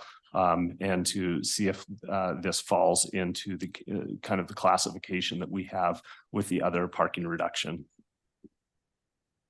Ms. Rogers, is that adequate? It is, really? Okay. I will accept the amendment. Okay. Then is there a second? Oh, got lots of it does need a second, right? Am I right? Okay, good. Yeah, the same second. Same second, then Councilmember Marshall. All right. So we have an amendment that's been amended to change this to direct staff to study the parking reduction area in question to determine if it falls into the categories of our other PRAs. Yeah, that's right. Okay. Councilmember Lim? Will this study include the 3 criteria that you outlined before, which would include the likelihood of bus rapid transit along that area? I know there's studies being done. And Ms. Bertanzetti, will you add that staff's intention was to, as we move into developing for BTS, and if the library would be included as well as HHS. So the intent is that we would be moving in to study that in addition to Anna's laying out those three points to see if they would also be included. Thank you, council member. In some way, I'd be looking for direction from council if that was the intent of the study, would be to look specifically at this area and how or whether the entirety of it meets the criteria. I will say just this is an area that we fully intended to take a look at and potentially need to bring back. There's planned pedestrian improvements along 120th that really will impact as that area kind of has those missing segments filled in. And then with the Brimfield Town Square redevelopment, that's a very significant impact in the area. So, but if there is an interest in us considering taking another look at this particular segment, looking at the criteria and bringing that back as a separate ordinance for consideration, we can certainly do that. Okay. Mayor, if I may, so 2 things for clarification. Timeline. So should this be reprioritized over the existing, or is it sufficient to say, since we had intended on doing this anyway, that it would parallel with those additional studies? Or do you want us to reprioritize and move this up in the in the litany of transportation priorities? Councilmember Shaft, Councilmember Ward, I don't know. What was the current timeline you had identified? Ms. prior? Bertanzetti? I think that will help council. make a Sure, decision. absolutely.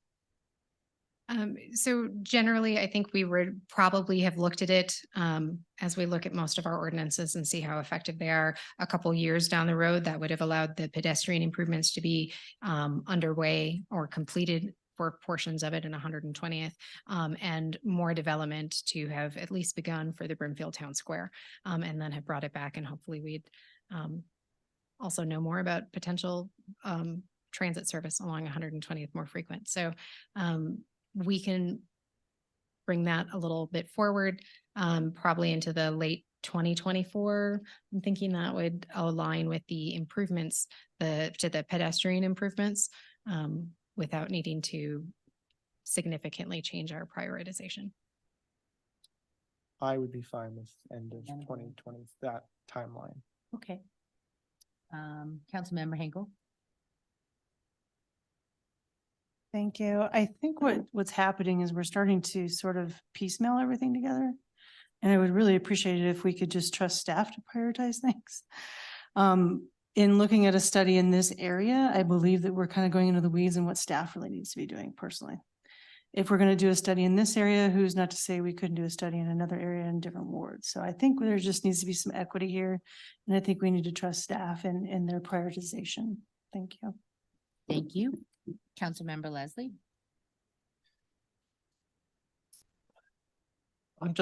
I appreciate the mayor's comment a little while ago in terms of the fact that these recommendations haven't been discussed outside of council. That troubles me. But what troubles me more is that this seems to be a negative approach to trying to force people to ride their bikes or walk more. I think the better approach is the one that we just heard from staff, that let's improve the transportation, let's improve the roadways, let's improve the sidewalks, let's encourage people to be able to get out and use those approaches to transportation rather than trying to push them in a certain direction. I'm troubled by that. I'm concerned about impact on business. I'm trying to picture difficulty parking at the mall and riding my bike 20 miles to get there and not being able to carry my packages back home. I just think there's a better approach, a more proactive, positive approach to get to the same place. And that's why I'm opposed to these ordinances, but thank you. Thank you. Any other discussion on this amendment, this friendly amendment? Mayor Pro Tem. I'll make it quick. So I think that the difference between this area and some of the other areas is that when we looked at the criteria for those parking reduction zones, staff talked about 1 mile radius around existing or planned transit, pedestrian infrastructure, and not a lot of barriers to access. With this area, this is planned transit along here, or does have some transit that exists. There is some pedestrian infrastructure that exists, though it is going to be expanded. And there are some barriers to access, but it is not ridden with as many barriers as some of those areas. And so, this is one area why I would love for staff to take a look at this, see what is going to be changing, and see if this falls into that same area of the parking reduction maps, or if this is one of those areas that doesn't. But I think that with the anticipated development and redevelopment that is happening in this area, I would strongly recommend that looking at this sooner than later. I think that bringing back in late 2024 falls in terms of that timeline. So I would say that this is one of those areas that I think getting those standards in place would serve our community very good. Councilmember Ward. Thank you, Mayor. Yeah, I just want to counter Councilmember Henkel's point of this particular location was not chosen at random. There is, like Councilmember Schaaf said, there's already transit on there. Both of those, well, that entire highway is planned in the NAM study, the Northwest Area Mobility Study, to have BRT service. And there is new pedestrian infrastructure going in. There is new redevelopment going in. It was not chosen at random, and it wasn't just chosen because I felt like it. It met some of the criteria that I felt was important for having parking reductions near transit. And that is why this particular area was chosen and not just some random street off in Ward 5. All right, thank you. Okay, Councilmember Henkel. I understand that, Councilmember Ward, and I know that you understand a lot of our public transit areas, even more so than all of us, but I would also let you know that staff also knows all this. So whatever you know, staff also knows. So I don't think that us, prioritizing one thing. This might lead to another thing also being prioritized, and all of a sudden we're prioritizing things for staff. I think it sounds like they already know what you know, and they're already prioritizing it. I don't think we need to double down on that. That's just my thought. Thank you. All right, we have a motion and okay, Councilmember Wynn. Yeah. Thank you, Mayor.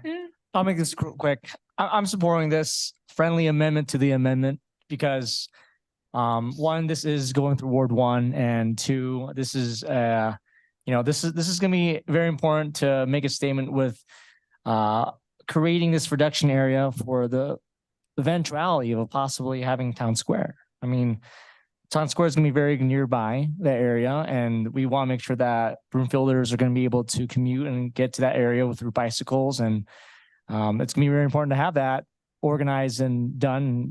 Make sure that we are reviewing that. So, yeah, thank you. Thank you, Councilmember Marshallson. I wasn't going to say anything on this one, but I will. A couple of counterpoints to what's been said. With respect, Councilmember Hinkle, we are the policymaking body, so it is our job to tell staff, direct staff what to prioritize.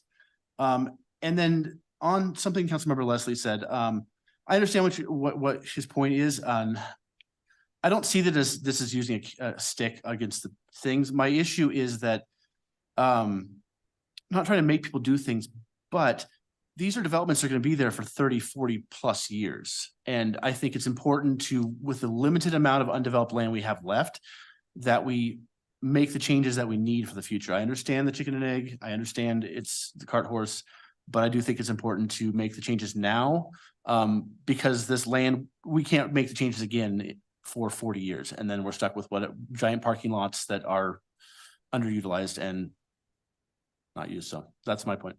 Thank you, Mayor. All right, thank you, Councilmember Anderson.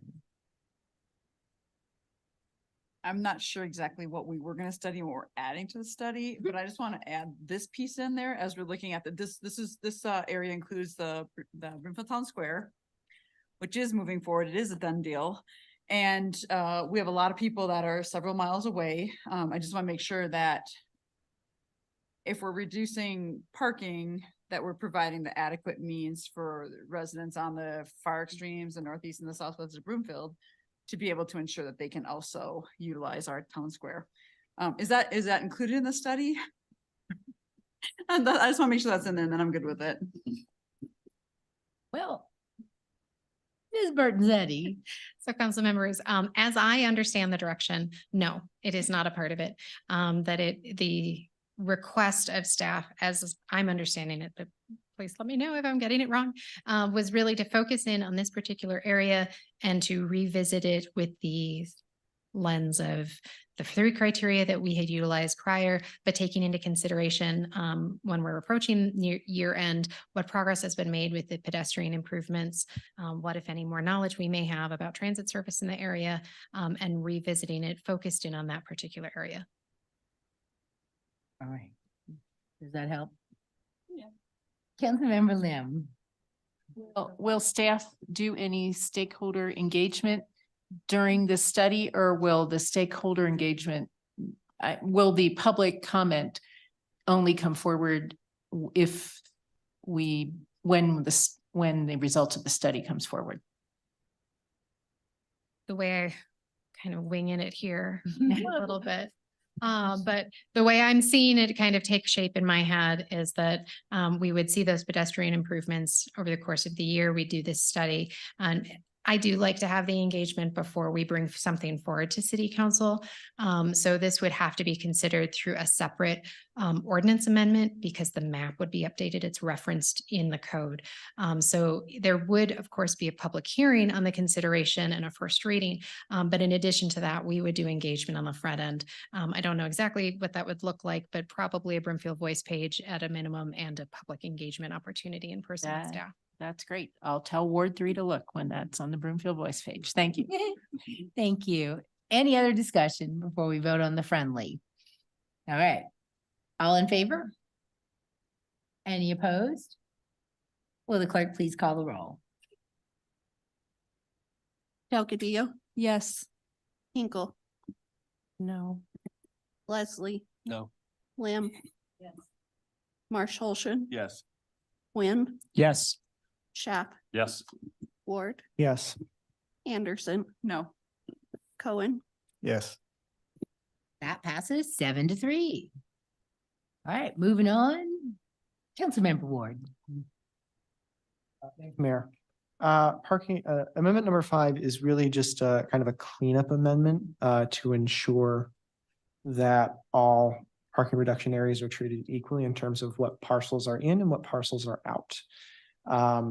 So I move to amend ordinance number 2217, Broomfield Municipal Code 17-32-040B to state as follows, parking reduction areas, off-street parking requirements for certain land uses are subject to the following maximum parking limits. To the extent at least 50% of the property is within the parking reduction area as set forth on the Broomfield Parking Reduction Area map dated December 5th, 2023. So again, this is just a cleanup thing to ensure we know what parcels are in and what parcels are out. Is there a second? Councilmember Delgadillo. So seconded. Thank you. Is there any discussion?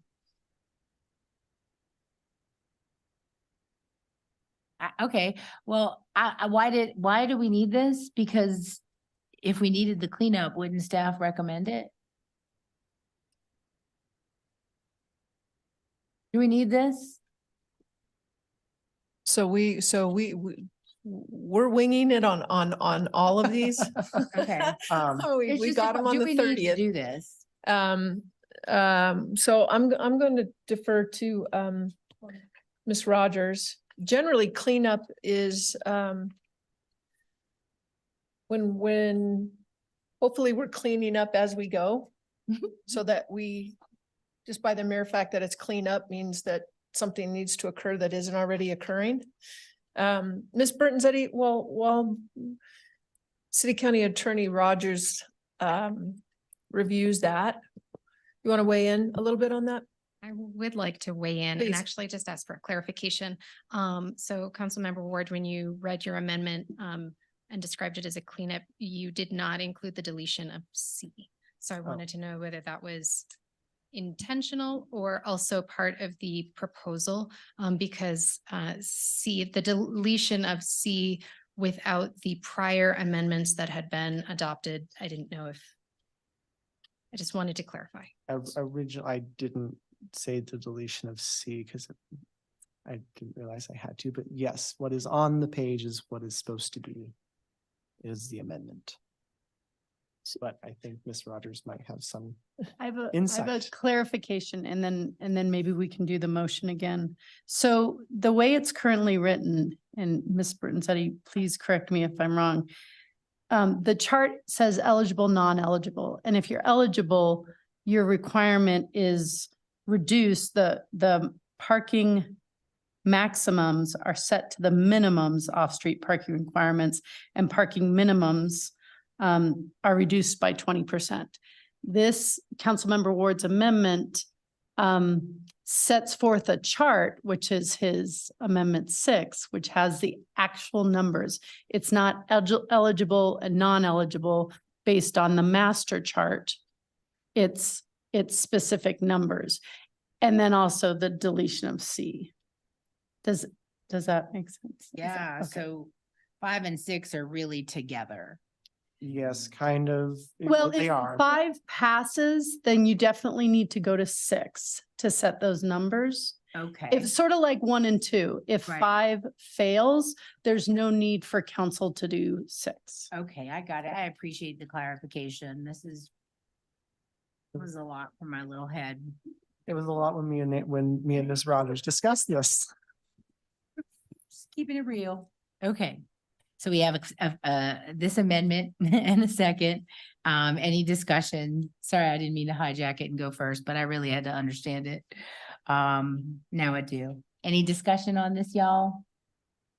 Sorry, who was the second? Paloma, Delgadillo. Thank you. Okay. Any discussion? Okay. Then we'll proceed with the vote. All in favor of this PRO, this is the vote. Okay, yeah. All in favor? Any opposed? Will the clerk please call the roll? Hinkle, No. Leslie, No. Lamb, No. Marshallson, Yes. Wynn, Yes. Shaft, No. Ward, Yes. Anderson, No. Cohen, No. Excuse me, no. Delgadillo. Yes. That motion passes 6-. Yeah, that's what I meant. Oh, God. I still got, how many more of these? Well, we're gonna not do 6 because 5 Okay, didn't good. pass. Okay, keep going. Um, That's a lot. zoom in on That's a this. long one.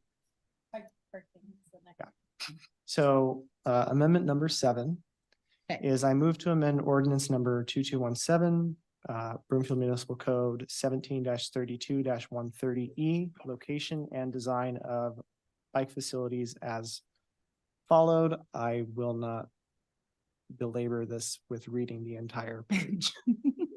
Well, we got them in advance, but we'll leave them up there for the folks here and at home. Take a minute there. So that's the amendment. Do we have a second? Councilmember Marshallson. Got it. Second.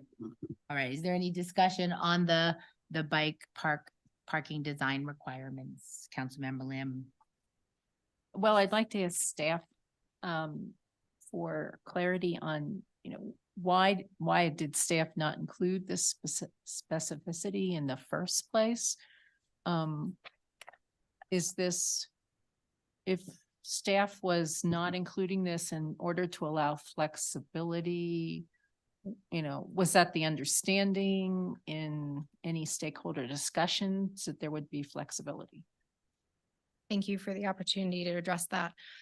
So yes, the ordinance was intended to try and balance that this is a new requirement. So taking into consideration some of the comments we heard from the study session regarding the financial costs associated with some of these requirements. And then also providing some flexibility as we're implementing a new requirement. So we structured it around the bicycle facilities needing to comply with the Association of Pedestrian and Bicycle Professional Guidance. And so that is incorporated as language into the code and it's a requirement. So instead of specifying a particular design, we just said it needed to meet with those best practices and then allows staff to work with developers as they come forward. But things like requiring for example, the cameras, for example, would be very costly for some businesses to have to install at all of their bicycle facilities. So that is something that we would not have required. So it was trying to find those balance, but I'm happy to answer any of the specifics but generally that's the answer.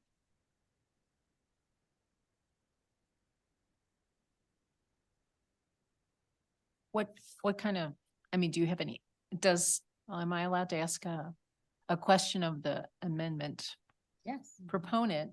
What kind of cost, did he investigate the cost associated with this, or is he aware of that, or? I was aware that there are some costs, particularly like the security system. What those numbers are is entirely dependent on what that security system looks like, how big the area has to be, which influences how many cameras there have to be. So I can't give you an exact number. I'm open to friendly amendments. I will say as it relates to other aspects of it, like requiring paving for all bike parking. I don't know, well, none of you really have ridden a bike all that much around and had to park in the dirt. It's not very fun. Why require paved parking? Why don't we just have dirt lots? I see it as the same thing. As it relates to inverted U racks, specifying that, I have personally parked my bike at numerous types of racks that are not capable of properly securing your bike with the lock to the frame, which is the most secure way to prevent theft of your bike. And so much of this was based on my personal experiences as a user in what I thought was best practices.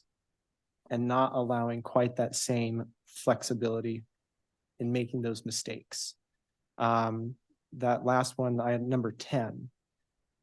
Cargo bikes are, they are a thing. They come in very different styles. Some have extended back ends that allow you to hook numerous bags. Some have very large front trunks that allow you to store things. And I did not feel that the Association of Pedestrian and Bicycle Professional Guidance fully incorporated that space requirement for cargo bikes, since they are much larger than a traditional bike.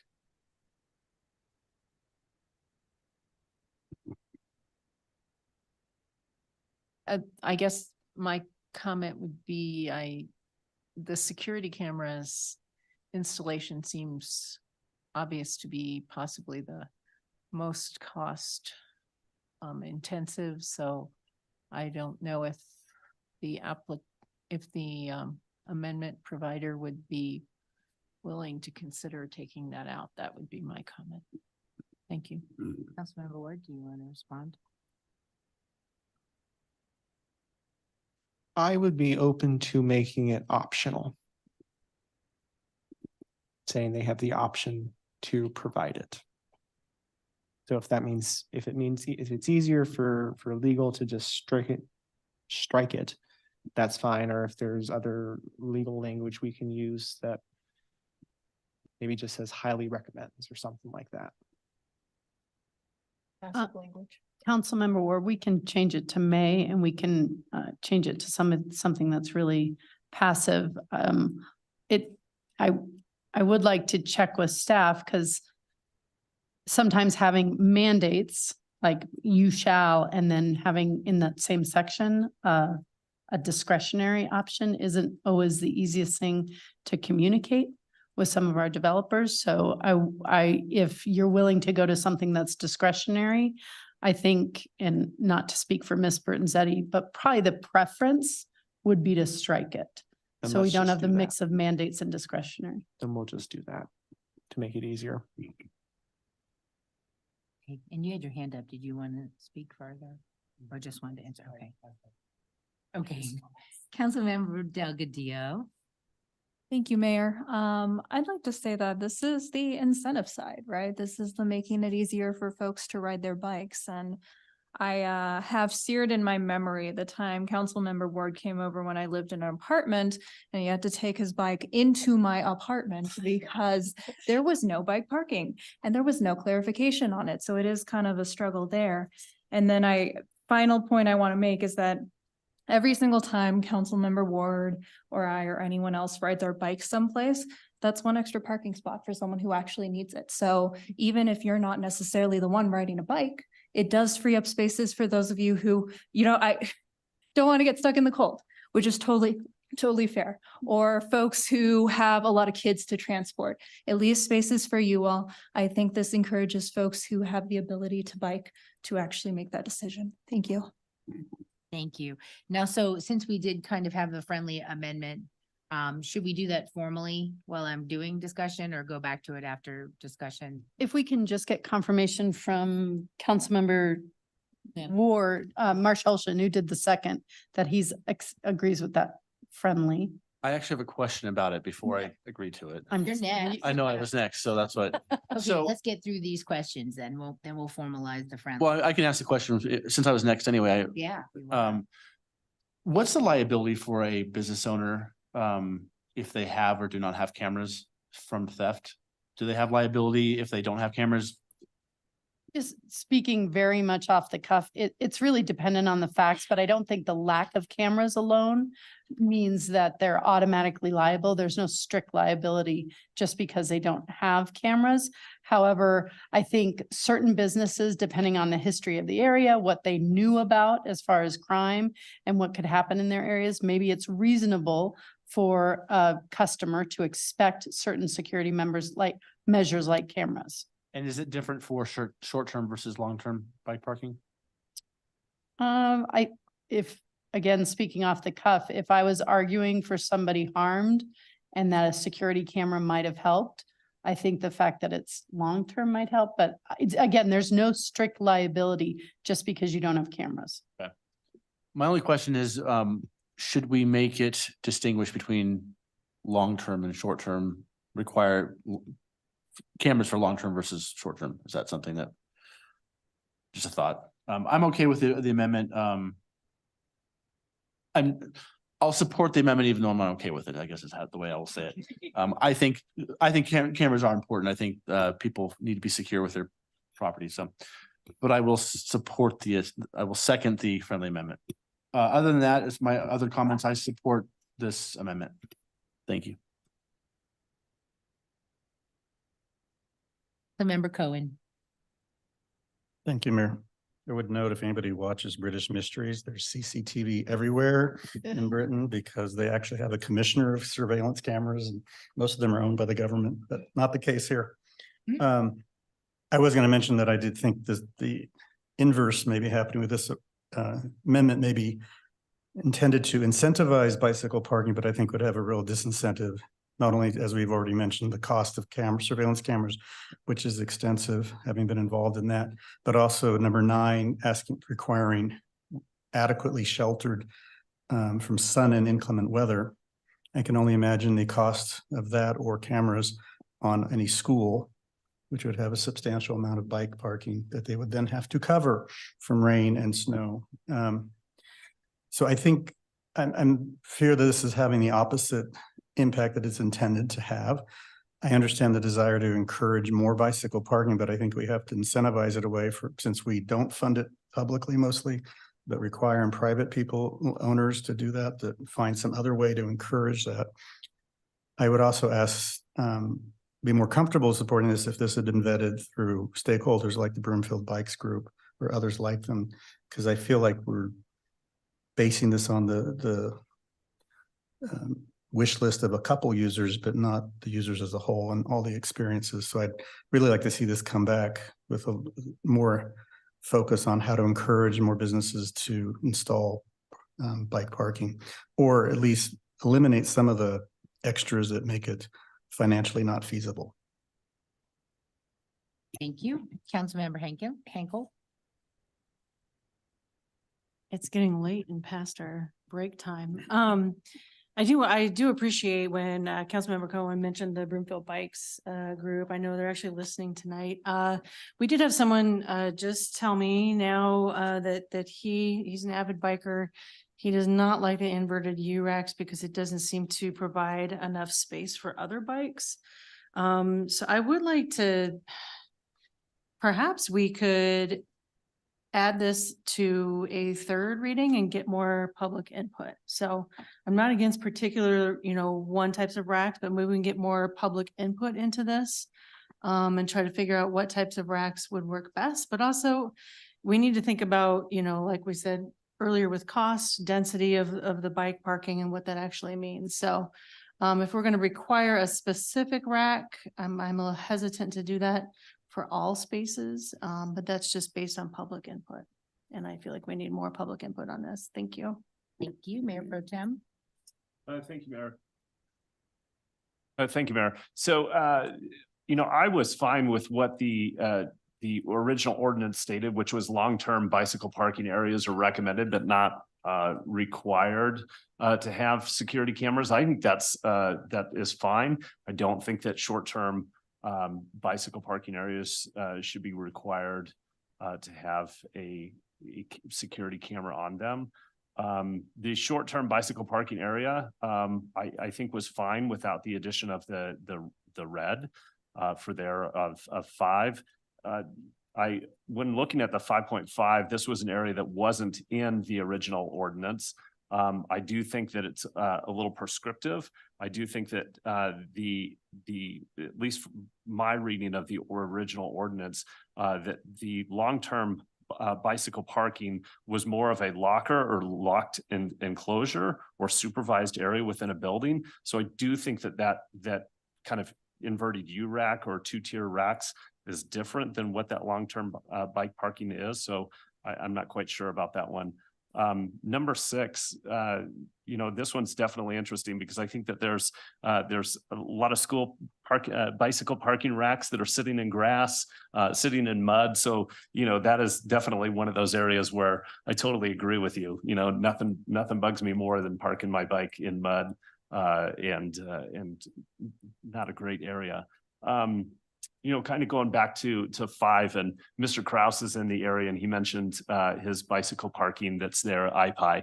I'm a big arts and person. I love creative and artistic bike racks that are functional. They got to be functional. The bike rack that is at IPI, I have never parked my bike there, but I see lots of bikes parked there. It's both functional as well as artistic. And I think that that's one of those things that I want to avoid being too prescriptive, is to eliminate those possibilities of adding creativity, adding cool artistic pieces to buildings.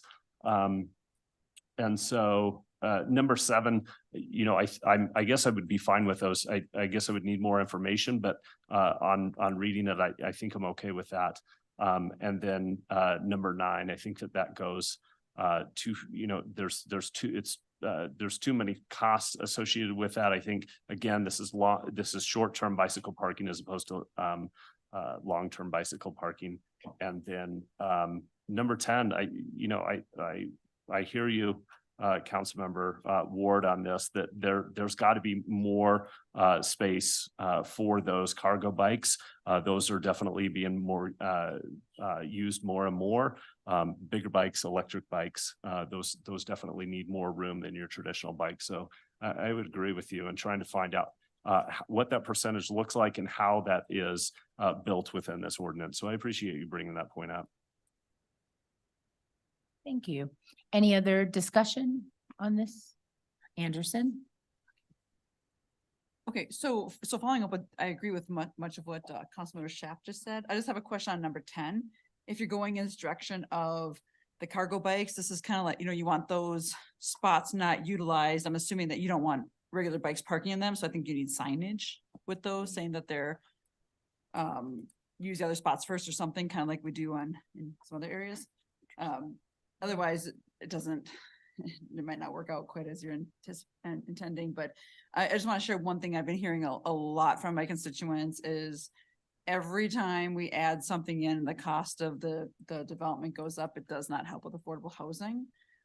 So that's where this shelter and some of the other pieces come in that we just need to be cognizant of, because I don't know how much that costs. So I think that's something we would want to investigate, especially. And I agree that we should, if we include this, we should definitely go to 3rd reading and in between solicit feedback from anyone who's interested in providing feedback to make sure we're not, that this meets everyone's needs. So thank you. Thank you. Any other first round discussion on this item, this friendly amendment? Then we'll go to you, Councilmember Ward. Okay.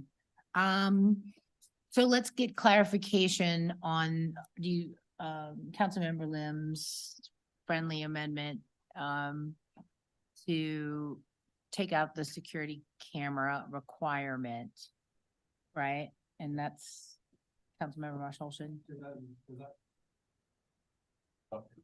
Long-term bicycle parking. That's the only amendment that was formally made. If someone wants to, I think y'all, where if we start, because I noticed there were a lot of things that people didn't like in this. So it's not going to pass. You know it. So let's be realistic. Councilmember Marshall-Olson, if I may, Mayor. Yeah. We struck everything for the security camera because in the original ordinance that was proposed, it was a recommendation, it was not a requirement. And in order to prevent confusion and make it easier when communicating these requirements to developers, I struck everything that was a may or it's a recommendation to something that is you shall comply. Friendly amendment on strike from the first sentence of, the last sentence of 4. No. No. Oh, sorry. Oh. No, it doesn't. Sorry, yes, I see what you're asking now. Well, so anyway, I'm going to interject here. Staff strongly recommends a study session on this in the fall. This is not fully baked. It has not been vetted. And it's already taken 2 hours because it wasn't vetted. And I think that in a way is a way to get around the Section 18, that this really should have been vetted before you invested so much time, staff invested so much time, and now we've invested so much time with things that did not have support. So I'm moving for a study session to further drill down on these really drastic changes that need to be looked into. Manager Hoffman. There is a lot of good stuff here. And I think from a staff perspective, as well as from a council perspective, and I'm sure Councilmember Nguyen has experienced this significantly during legislation. When we legislate from the dais on the cuff, it increases the likelihood of big unintended consequences that have deeper impact than we should have rethought of. We should have rethought that. So it is a breath of fresh air. It is where so much of the staff is contemplating not just with fiscal sustainability, not with just sustainability as a whole, but there's a lot of meat here. And rather than kind of voting up and down on what gets in and what doesn't get in, the flip is there's some good stuff that isn't getting in there because of the lack of comprehensiveness about how each one of these pieces fit in, what those impacts are, short-term and long-term. While we can't make people weigh in from a community engagement perspective, there has to be a way other than a third reading to present this in a comprehensive way that doesn't require gut reactions and more of a philosophical approach for something that is going to be ordinance driven and not necessarily policy driven. I think it'll help us with the policy. We'd like to recommend that the bigger concepts with regard to policy that leads to what that study session could look at. We could talk about it at the council focus session. Where do we stand on this? Where are we? So it's not half of the council goes one way and the other half goes the other way. Not that it needs to be universal, but from a planned attack for each one of these items. We want to make it successful, but as we continue to go, we're trying to keep the summary similar to what we're going to do on the manager's report for last week. It's becoming increasingly difficult, which means, again, those unintended consequences will be significant across the board. And we just can't, questions being asked of city and county attorney for the legalities without doing any research whatsoever, and those gut instincts, it's fraught with peril as we move forward. With that, whatever council decides, we will make that a successful transition as well. Well, we're back to this amendment, which is problematic for several people up here for certain things that seem a little bit, punitive. So what do you want to do, Councilmember Ward? I will pull the rest of all the rest of my amendments and put this one in instead. I move that we table the discussion of this ordinance to a date certain after a study session has been set during this sometime next year, summer, fall, to discuss these more in depth, have them noticed for the public to have input. That's kind of that's the motion that I will make. So let's ask staff, is there any issue with us postponing this for months? Ms. Burton-Zetti? Oh, wait, is there a second? Councilmember Marshall, okay. I'll second it. Ms. Burton Zeddy. Thank you for the opportunity. I think the biggest challenge would be that we are feeling the pressure with development community, asking for variances, seeking to reduce their parking because our code is a little antiquated. If the entirety of the ordinance is postponed potentially for a year, that would mean the city council would be considering projects without the reduced parking with the other parts of the code until that time. Just want to make One sure second, that's aware. Ms. Burton Zeddy, so do you recommend that we pass the ordinance as amended with the one amendment that did pass and then revisit future amendments after we have a study session? I will shy away from making a formal recommendation to the city council. But I will say that we have been working towards trying to update our codes and ordinances this year and believe that we could revisit portions of this code and bring that back for a revisit in the fall, and it could be updated again without completely not moving forward with any of the development update. Thank you. Ms. Mayor, Hoffman? the answer is yes. Okay, thanks. I should have gone to you. Okay. Is that amenable to you, Councilmember Ward? Yes. Thank you. So Mayor Pro Tem? Thank you, Mayor. So I hate to move on with this with the amendments to table this because I think that a lot of great work has gone into here. I think that moving forward with continuing to study the parking reduction areas map, particularly with 287 and 120th. I think those are good things to continue to move forward. And I hate to stop that progress tonight. I think, where we are in the conversation right now is around the bicycle parking design requirements.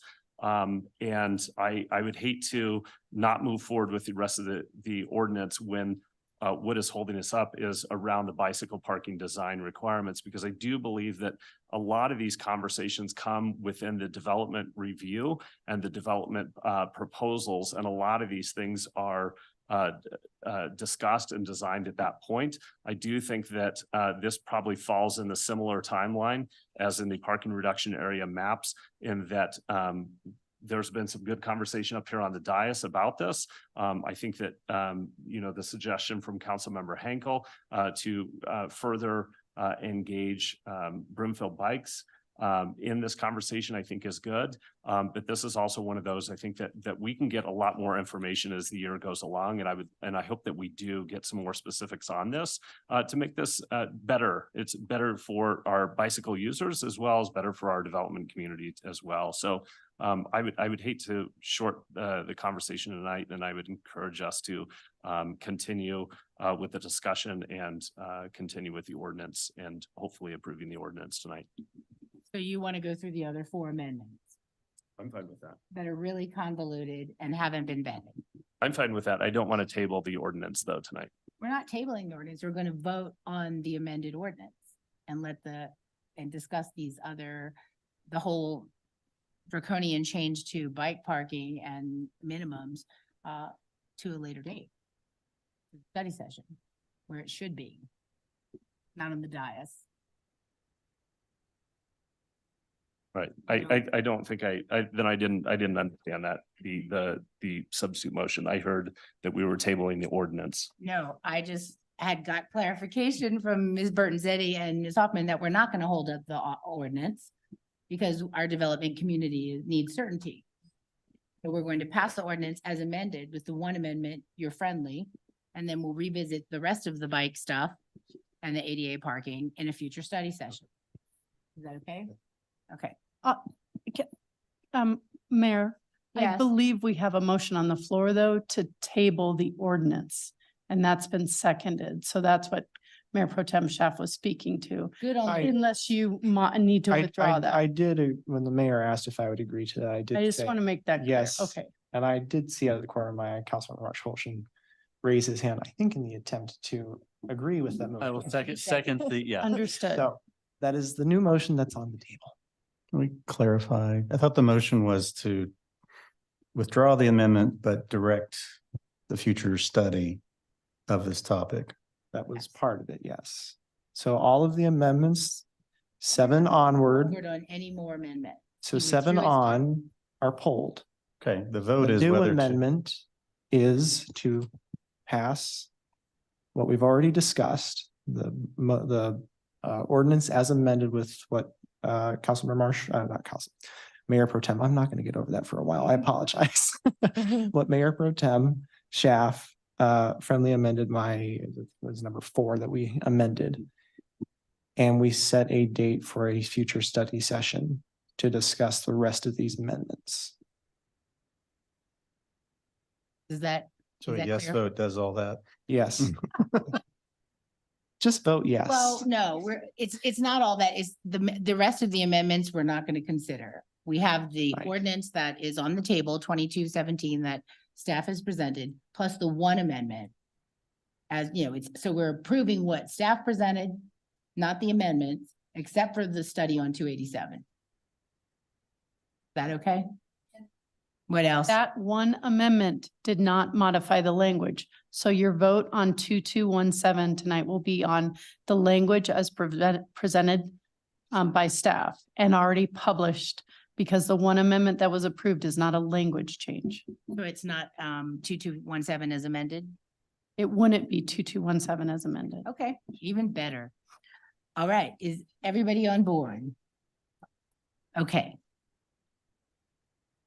So now, where were you before? I know. Okay, so we're voting on ordinance number 2217. All in favor? Any opposed?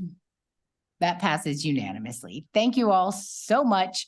And Mayor, for the clerk, I just want to confirm, we will be publishing that by title, not in its entirety, since there was no language change. Okay. Thank you, Ms. Rogers. Thank you all. And we're going to take a recess. It's 8:33. We'll be back at 8:43. Thank you.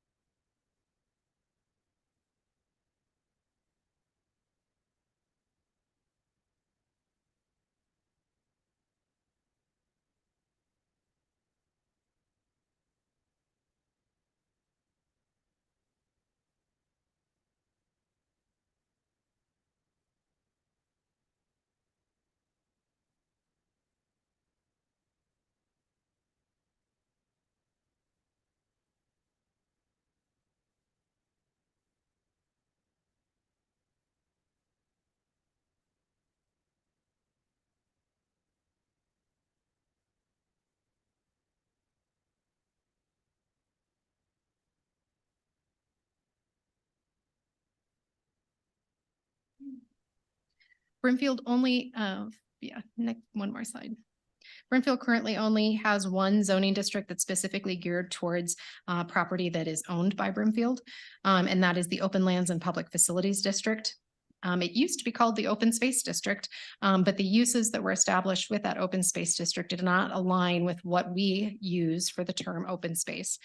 So in 2005, the name was changed to more appropriately reflect the types of uses that are included in that district as it is today. To create transparency and create a more specific zone that could be used to open space parcel, the ordinance would create a tiered, 3 tiers of zoning districts. First, the existing Open Lands and Public Facilities District would be modified to be renamed the Public Facilities District. This zone would allow a broad range of uses and incorporate municipal uses as well as traditional uses for open space, also recreation uses and open lands uses. Second, a more specific open space district would be created. This district would align with the Open Space Parks, Recreation and Trails Plan use of the word open space. Again, it's important to note properties would need to be rezoned to open space on an individual basis, and rezoning or not rezoning to open space would not affect the applicability of the municipal charter to those properties that were purchased or dedicated for open space specifically. Rezoning the land in the future would simply align the zoning designation with the intended use of those properties as open space.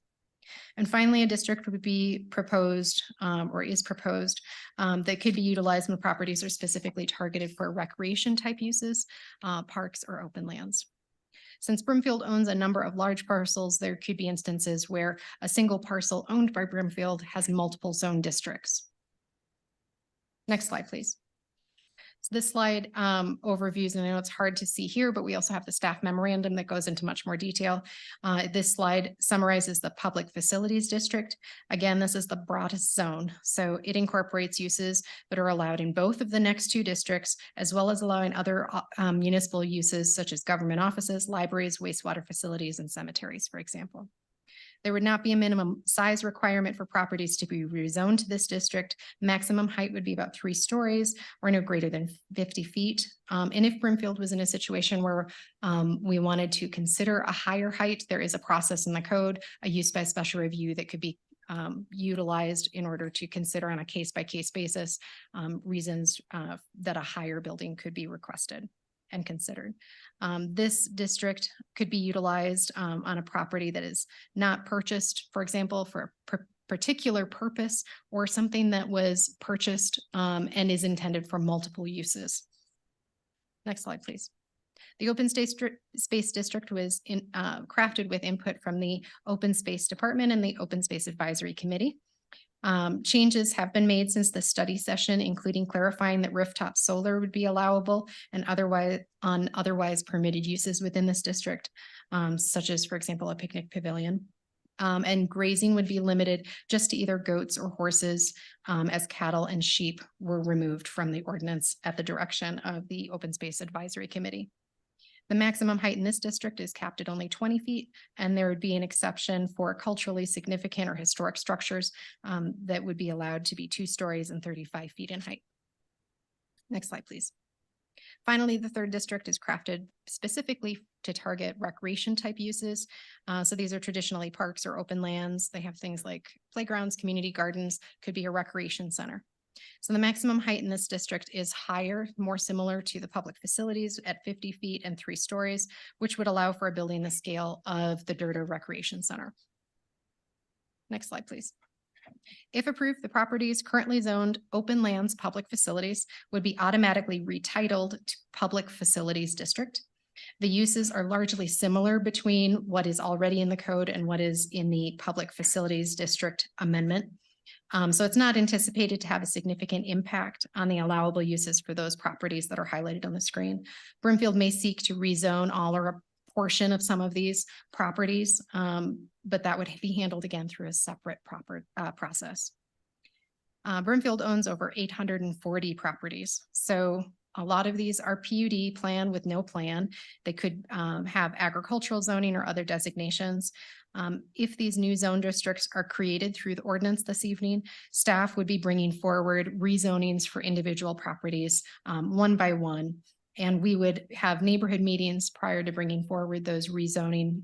We would also involve PRSAC and OSTAC as appropriate, whether it's open space or recreation, prior to bringing it forward for consideration of each of those ordinances. Next slide, please.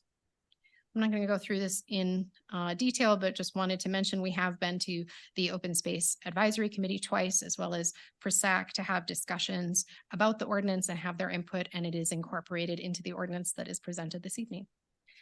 And I think my last slide is just going over the fact that if proposed this evening, again, this would be a change to Title 17, would be amendment to one existing district and the creation of two new zoning districts that would be available to be utilized to rezone properties in the future. And that concludes staff's presentation. Thank you very much, Ms. Burton-Zeddy. We'll now proceed with public comments, starting with in person. If you'd like to be heard on this topic, please step up to the podium, state your name and neighborhood for the record, and limit your comments to 3 minutes. Roxy Jula Lockmore. I still don't agree with this at all. You're separating and dividing the county, the city and county. You're splitting it up into 3 departments on whether you're not being inclusive on putting everybody into one pocket, that we own all of this. I understand the taxes that bought the open space and trails, and that belongs to that because I actually have money invested into that. So I understand that. But to separate all the land that we own into 3 pockets just seems to be lazy, or else you just can't handle managing our property that the taxpayers and everybody else has made available to our city and county. Thank you. Thank you. Anyone else? I don't see anyone online, so we'll now proceed with the council questions. Any questions from council? Councilmember Leslie.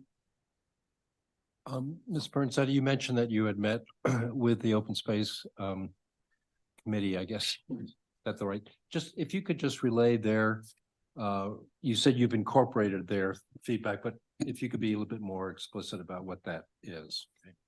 Thank you. So we had a number of discussions, so I'll try to hit the highlights. One of their key concerns was we had some discussion around the grazing of the animals. There was some concern about, for example, cattle creating more damage to the property than, for example, goats would create. So they advised that the language in the ordinance be amended to strike out the cattle and only leave the animals that they thought were more appropriate for the use on open space.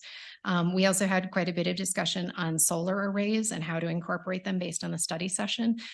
They really they put a lot of thought into how that could be incorporated as a sustainable feature in open space while still respecting the intent to keep the area open and natural and available to the public. And so that was why the final language was incorporating it as part of other buildings that might already be there, like the picnic pavilion or a restroom facility, something that's already on the land, that could have a solar array on the roof and that wouldn't impact the open space. There was, based on the open space and trails plan that's being considered, there had been questions raised about nature centers and where those could be located. And so the Open Space Advisory Committee did have some discussion about whether that was an appropriate use to consider for the open space district. And ultimately it was determined not to be the appropriate location. And their preference was that that not be included. And so that is also not included. So I think those were some of the big areas where our discussion was, but it really was a ranging discussion at each of the meetings.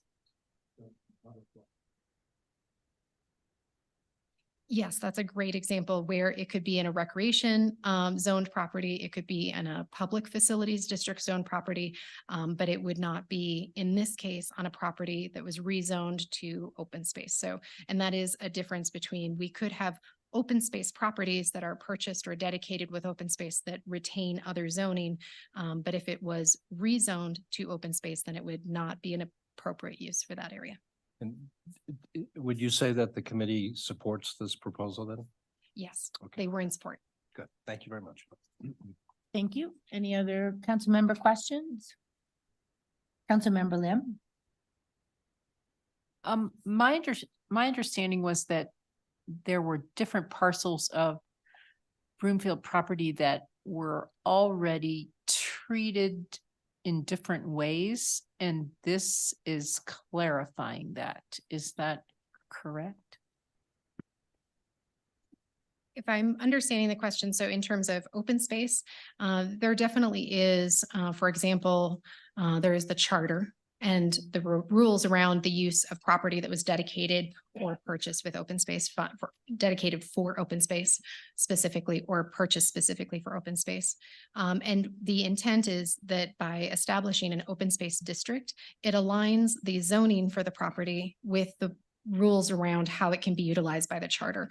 And as it is today, some of those properties might have agricultural zoning. They might even have residential zoning or another type of district. And so the uses that are allowed under example, an agricultural zoning, it would allow as a use by right, a single family home, which is obviously not a permitted use for open space that was dedicated for that purpose. So this tries to ultimately, as we work to rezone appropriate properties, align the zoning for the property with what the charter would permit.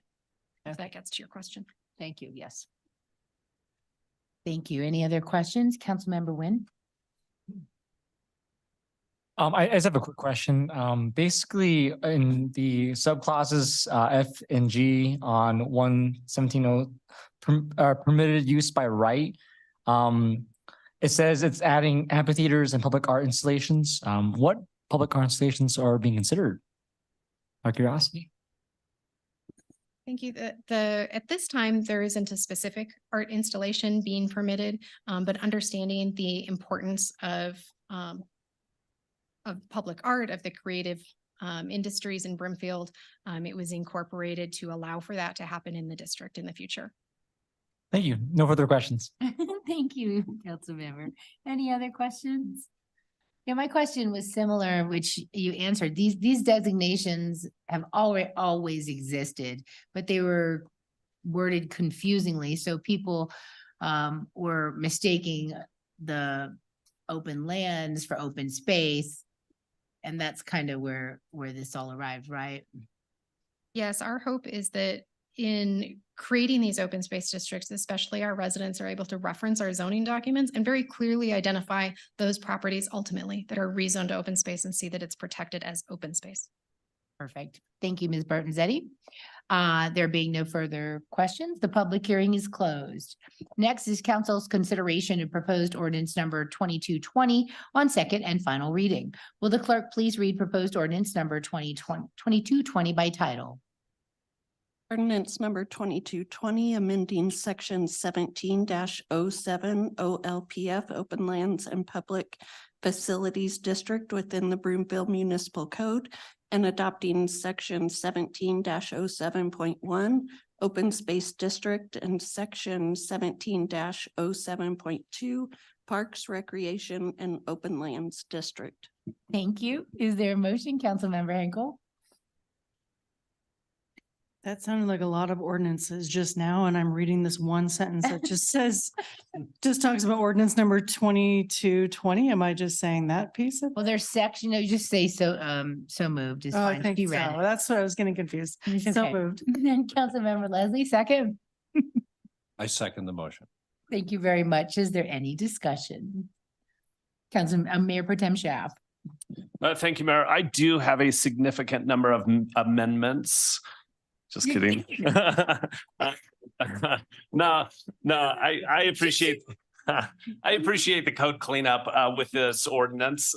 You know, these I've been on council for 6 years now, and the separation of these different uses to better understand the differentiate of lands and the uses attached to them, I think is going to go a long ways, not only with you know, the residents of Broomfield, but also the people outside of Broomfield, just to better understand how these different lands are used and what can be placed on them, and the differentiation between, as the mayor said, open lands versus open space. So I appreciate the staff's work on this and fully support it. Thank you. Any other discussion? All in favor? Any opposed? That passes unanimously. Thank you so much, you guys, for all your work on this and tightening this up. Then the city and county attorney's report is next. Ms. Rogers, do you have a report? I want to thank the council for the meeting earlier this evening. I really appreciate the time to talk. Other than that, no report. Thank you very much. The city and county manager's report is next. Manager Hoffman? I do, usually I don't, but I wanted to take just a moment to recap the lengthy conversation that we had last week regarding property tax. So I thought it would be helpful just to put my notes up on the screen to make sure that we're all in alignment and on the same page as we move forward. We and this is going to be it's going to be redundant, each one of these by design. So each staff has been meeting in order to clarify and solidify what the next steps are and to be able to provide council some additional information on an as soon as possible basis. So part of our lens is we are not looking at this from a budgetary perspective, from a staffing perspective, or from a program implementation perspective for anything other than a long-term line item. So we are not approaching any one of these from a temporary, any kind of temporary perspective. So as we move forward, again, reiterating that we are not, by staff direction, we're not going to do a mill levy increase. So staff has not worked on that any further. And we're going to follow the existing mill levy timeline that we would otherwise, that we've followed consistently throughout the year. We're going to be bringing that on next Tuesday to solidify the mill levy. We're going to be doing the 10 million in funding for the PD court facility operations, which will then begin to build that reservoir reserve, if you will, so that we can bond after the design phase is completed. We're anticipating 24 to 36 months. Next slide, please. We're working right now on enhancing, staff met just today on enhancing the current senior veterans IDD tax rebate program by expanding that. Mr. Romine and his team, we met with Sharon Tessier and Rachel King today. We're going to be able to have a quicker turnaround time than we anticipated. We're going to be able to come back to you all next Tuesday with what some of those options are. I want to clarify that last week we indicated 80% AMI, 100% AMI, and 120% AMI. That's part of the comment that I made tonight about legislating and making those comments from the hip. When we sat down, the housing folks looked at me and said, so 120% of AMI makes no sense. So I just want to clarify that you won't see that next week. You won't see 120%. And we're working through what those caveats are. So with the program right now we have in place is 60% AMI, but we cover the school portion and we cover the metro tax portion as well. So we don't just cover the CCOB portion. So that'll be part of the conversation next week when we're talking about expanding it. Whether we provide that ongoing to the expanded AMI. Or if we level out and say 0 to 60% of AMI, we're going to continue up to $1,000, but we're going to take into account their entire property tax bill, not just CCOB. And then one of the options is going to be from 60 to 80% of AMI. Do we just cover CCOB and the school district and not necessarily the metro districts? So it's just some of those conversations that you can anticipate as we move forward. There's variables that we need to solidify prior to rolling this out. Exploring rental assistance, that was a majority of you wanted us to move down that path. So we are going to be doing that. What you can expect next Tuesday as well is a conversation about the programs that we have in place right now.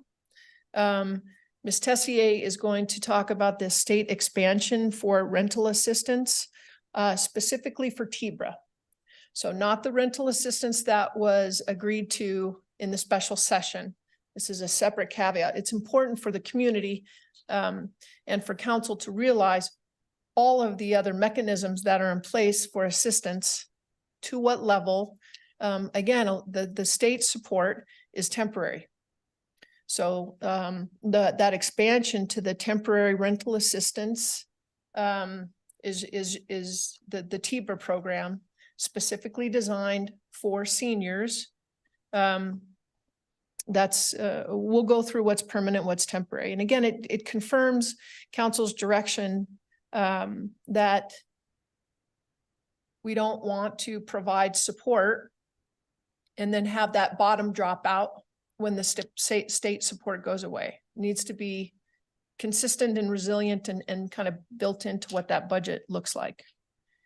Next slide, please. So the other conversations that were, and Councilmember Marsh-Holshan, I didn't include, you can see the blank bullet, because all of council wasn't privy to the conversation that Councilmember Marsh-Holshan and I had afterwards with regard to a Councilmember Marsh-Holshan, I'm blanking on the, because Ms. Tessier calls it something different. It's the landlord.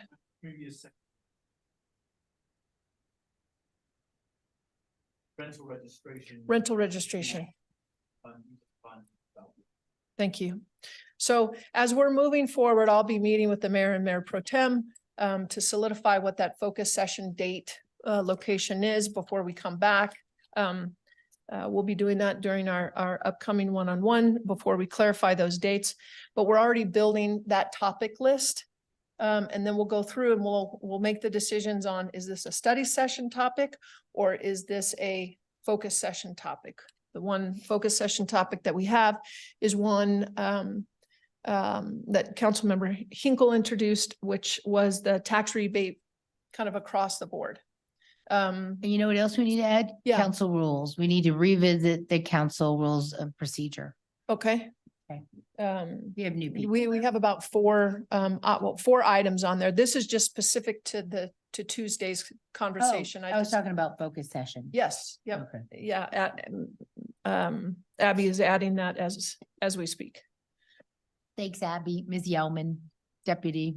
So that is what we can expect next Tuesday, but did want to solidify for the council that we are going to be bringing the mill levy certification on Tuesday. Awesome.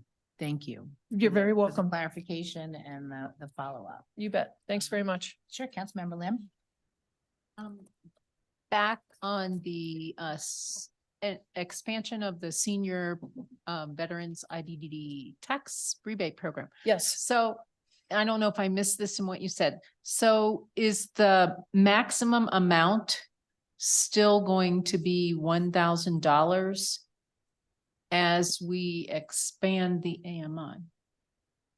That's going to be council's, the conversation. That's part of the discussion. It is. And so when we come back, we're going to have current state and the number and the cost.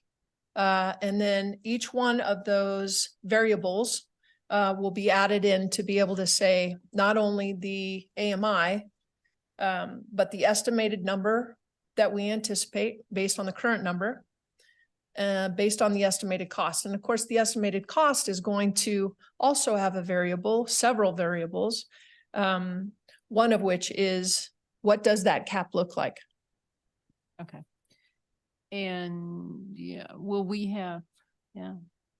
have the data to decide, I'm imagining trying, looking at what does 60% AMI, how many people are hindered at 60% AMI, or how many people reach the threshold at 60% AMI of the $1,000 cap versus versus they don't versus 60% to 80% reach that cap? And Sure. will we have that kind of information? No, Okay. no, we would. So thank you, Councilmember Lim. Managing these expectations. So to be able to turn this around in 9 business days. There's even information if it was a month long that we wouldn't be able to get. Some of the council members were saying, well, what does that population, what is that population look like in Broomfield? These are going to be rough numbers now. They're going to be rough numbers in the future. There's going to be, we can estimate as close as we can possibly get based on the data that we have available. The rest of it is just going to be guesstimates. The data we have available now is, well, for the limited number who applied for this program already. Yes. Did the $1,000 cap present was the $1,000 cap used extensively? I mean, can we have that information? Yes. Okay. Councilmember Lim, I'm sure I have staff before I just say yes.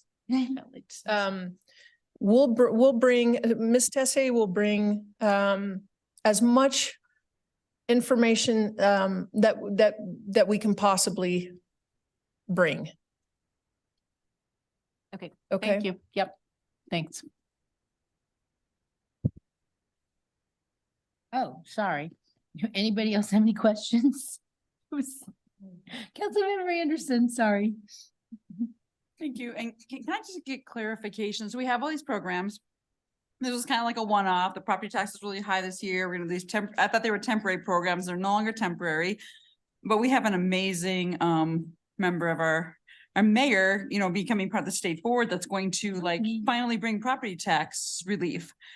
So it's not really, is it temporary or permanent? Because I'm thinking we're still going temporary here, because the thought here is that a lot of residents are paying, some are $3,000, $4,000, $5,000 more in property taxes this year. Not to the city, it goes to the school, the metro districts, everyone. But that is significant. I'm still hearing from a lot of these residents that we want that across the board relief because we don't know everybody's situation. And now I'm hearing something different, like we're gonna go deeper into this and permanent programs. So I'm just curious, like, when are we making this decision? And when do we this isn't quite what I was hearing last time. So I'm just curious on when do we make these decisions and when do we decide that it just seems like this is a lot of effort when we could just do the across the board. No, that wasn't council's direction. That was not Councilmember. council's direction, but we're still we just brought that up and talked about it a minute ago. It's like Councilmember Hinkle brought that one forward. That's on the focus session. So we're setting up these programs and then we're going to talk about that. Well, the direction by the majority of council was to move forward with the 10 million set aside for critical infrastructure for our police and to use the remaining 5 million to enhance the programs that we already have in place. Temporary for the year, I thought. Well, that's as far as we went. This discussion is a continuation of that direction, the way I understand it. So I appreciate this is exactly why we're having the conversation. Oftentimes we leave and staff is working under the assumption that these support programs are not temporary. Well, that was not given, that direction wasn't given. So in Councilmember Anderson's, I have to agree, that is something you just brought up tonight. So that's why she's asking, where did that come from? So it's a discussion that we're going to have and decide whether it's going to be permanent. We didn't decide that. Thank you for that clarification. Okay. That is new information. At least unless I'm forgetting something, Mayor Pro Tem. Yeah, sure. I'll jump in. I recall from the conversation on this that when we were talking about programs, it was to create that we were not focused on creating temporary programs, that we were going to continue to use the existing framework, which tend to be more permanent programs as opposed to temporary programs. And so I think that kind of what you're speaking to is that's all based upon budgeting and allocation. So that's a year-to-year decision whether or not those programs continue. So in a way, they are temporarily funded at this level, but I think they are much more permanent programs, long-term programs, as opposed to very short-term programs. But it's obviously budget dependent. Like we won't always be in the same budget situation as we are with this new assessment. So I think saying on the record it's going to be permanent is premature. Because it is going to be based on availability of money.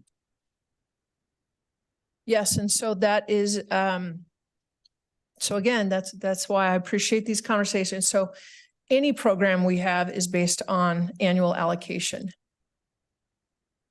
So I guess there really wasn't clarity because I didn't get that from the conversation, as some other council members didn't either. But go ahead, Councilmember Henkel. Yeah, just to clarify too, that our budget this next year wasn't even based on what was happening anyway, right? So we based our budget, what we've done in the past, and I don't think that philosophy is not going to change.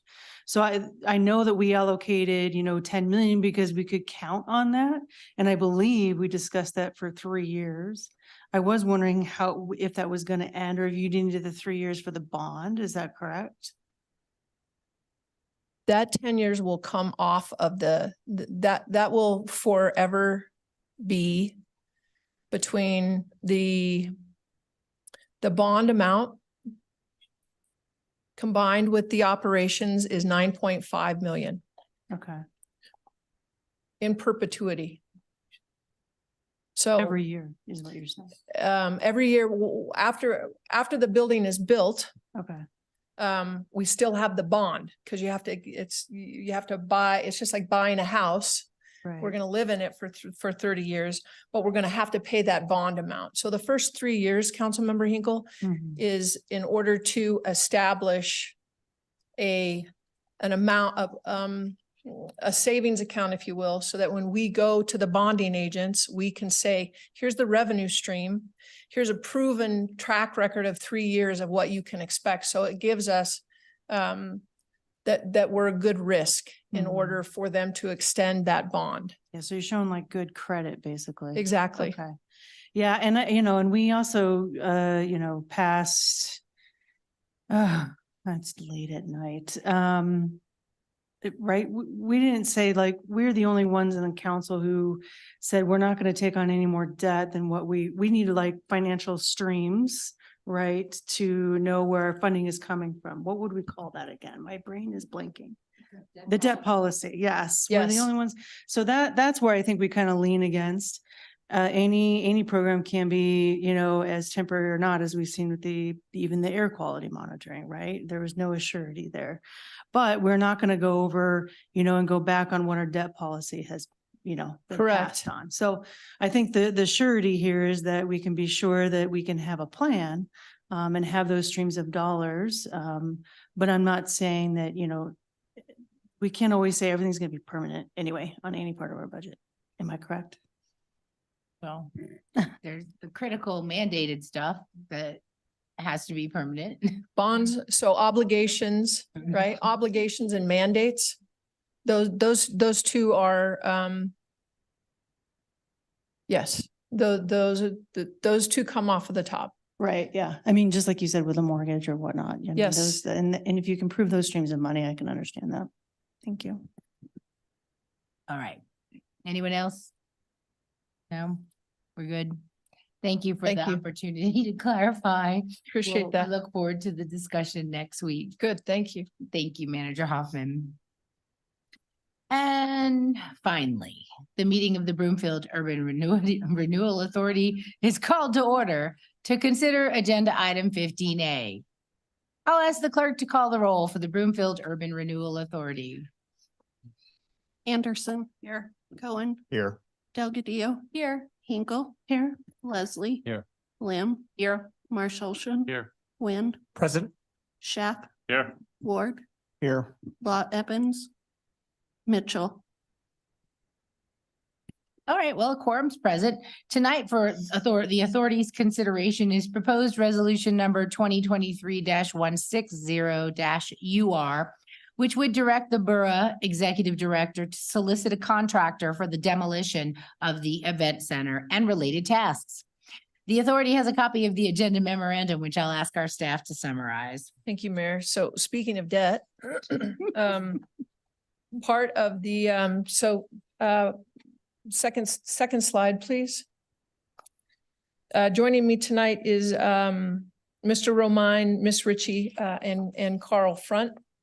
We'll be doing a tag team, but it's a pretty brief presentation. So we'll be going through the background, property development analysis, and activation for parcel B specifically. We're putting them in order of what we're recommending to develop first.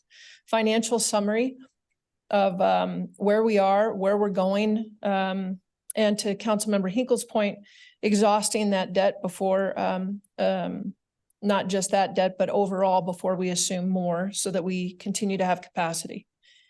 And for staff and council's clarity, we're going to be asking direction for the demolition, for the development of parcel B, financial action, and to secure a contractor. So we'll go through each one of those. Very briefly. Mr. Romine, do you want to walk us through the background? Yes, Mayor Pro Tem, council members, Manager Hoffman. I'm Jeff Romine. I'm a financial economist and Director of Economic Vitality. Next, you're already on the next slide. Very briefly, and some of this, who have been on council know some of these facts that we've put up here, but just wanted to quickly mention them. So council and Borough directed us, staff, to continue investigation, recommend the future and the disposition of the facility and the land, including demolition, et cetera. So that was part of the conversation that occurred back in May. So if you recall, first there was a financial analysis and we kind of laid out what was going on. We then talked about the agreement that we had with the existing operator. The decision at that point was to actually end the operator agreement, but at the same time, we talked about what those future directions were. At that point, there was a recognition by the executive director of Borough, otherwise known as the city county manager, that there was some additional support we needed. And so we obtained a third-party consultant with experience in these types of major redevelopments. And it's Matrix Design Group, which began that work soon thereafter that action. Next slide, please. So one of the things that was mentioned both in the May and then we asked Matrix Design Group to do is just look at the potential reuse, the adaptive reuse of this facility. This is something that staff had been working on for 3 or 4 years to explore what the possibilities are. We went through this list, if you recall, and identified that we didn't find anybody or find a reasonable path forward on this.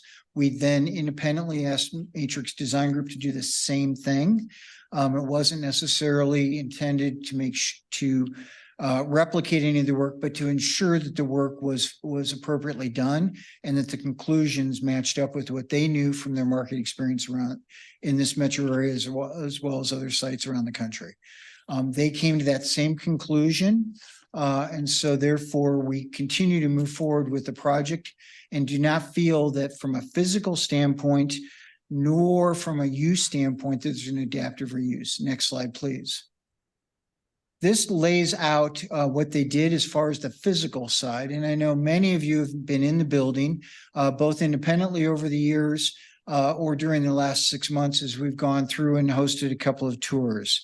So first off, we did utilize their expertise as mentioned, and just they looked at it from the standpoint of the facility that was built and that currently exists, what the material looks like, the structure, utilities, and whether that could be adaptively redone and what kind of expense that might be from a general standpoint, not a specific analysis, but a generalized analysis. So this wasn't like, well, if we put in a second floor, how much would it cost to construct that second floor? It was at that higher level kind of evaluation from their experience and knowledge. Additionally, in their briefing, as they did that and as they reported back, they identified the lack of building design flexibility, more or less it very much as an exterior structure. There's no interior real strength in the interior portion other than building off that exterior structure. The building age of materials, while it is a relatively new building, it still is a different scale than what you would be seeing built today from the standpoint of utilization of material and systems. There are structural challenges within the building. As you can imagine, the core centering part and the way that it looks doesn't necessarily allow for some of that. And then again, as you've looked around the country, many of you have seen adaptive reuses. The example that's oftentimes used in this metropolitan area is Union Station. And that readaptive use. That was a very expensive program. Some people during that period of time said it would be cheaper almost to take it down brick by brick and then rebuild the exterior walls around a brand new building. But nevertheless, there was a whole reason for doing that adaptive reuse, and that was 100-year plus building. So oftentimes what you see is an adaptive reuse around an historic building, and it's oftentimes very expensive. But because of that historic value, sometimes that's what's done. In this particular case, as you recall, this building is just roughly 20 years old. Next slide, please. And so that was the conclusion. Those, just as a reference, both for the audience watching at home and for council, just to remind. So the yellow star that you see, that is where the event center is. The borough board, you all is meeting right now, own that facility as well as that property. So borough owns that. And that is the way that is currently occurring. The green star is the overflow parking, and that's some land that the city and county of Broomfield owns. And that is another 10.6 acres. That was encumbered as long as the operation of the facility was going. So now the city and county of Broomfield can consider, which we refer to as parcel B. And as city county manager Hoffman has already pointed out, that's the one we're going to talk just a little bit more about.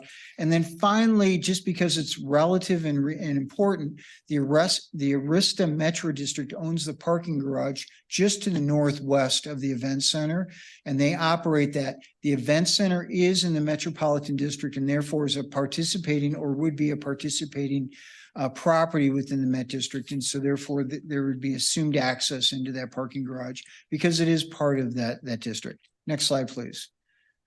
So as we mentioned previously, both in this map, but also back in May, there are two parcels. We have asked Matrix Design to think about each of those from the standpoint of current market conditions and the availability to do a development on them. They have done some analysis, done outreach, and they've concluded a couple of things. So on parcel A, which is again the event center, here's what a new development might look like and be designed around some of the things that they're seeing going on around the country. And as you can see, it's a full mixed use, including housing, commercial, as well as some hospitality uses. However, their conclusion from talking to developers, leading developers, is that something that probably needs to be delayed and that is not going to be fully accepted in the market at this time. So therefore, we wouldn't be able to get that truly mixed use development that I think that we envision for that site if we were to move forward immediately on a disposition of that property. The second parcel, which we think of as related, actually part of that emphasis is that we can move forward more rapidly on that because it can be a mixed use. Residential can't necessarily be on it because it's within the landing zones and the flight zones of the airport. And so there are certain restrictions. So therefore it can create something else.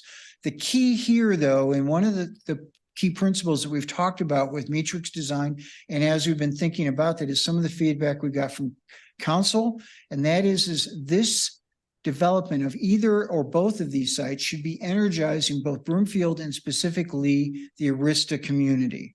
And so if you think about these two, these are two independent developments creating more energy, more excitement, more activity within that area, and therefore further strengthening that mixed use TOD development in that area. Next slide, please.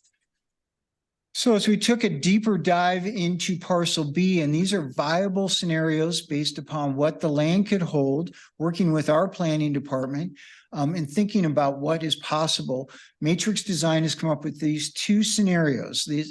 May not necessarily develop exactly like this, but these are the two scenarios. And the real difference, as you'll notice, is really that key centering building, which is the anchoring building in that major activity center.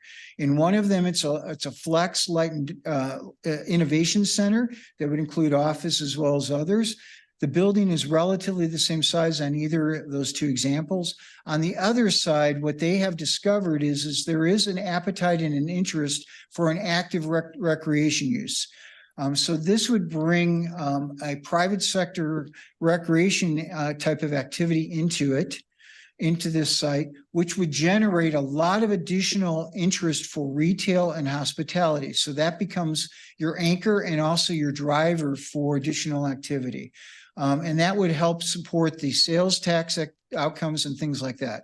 So again, going back to the principle that what we really need to do is build on the activation of that area, build on these two sites and really drive them forward to create that really great place that I think we're all looking for within the community.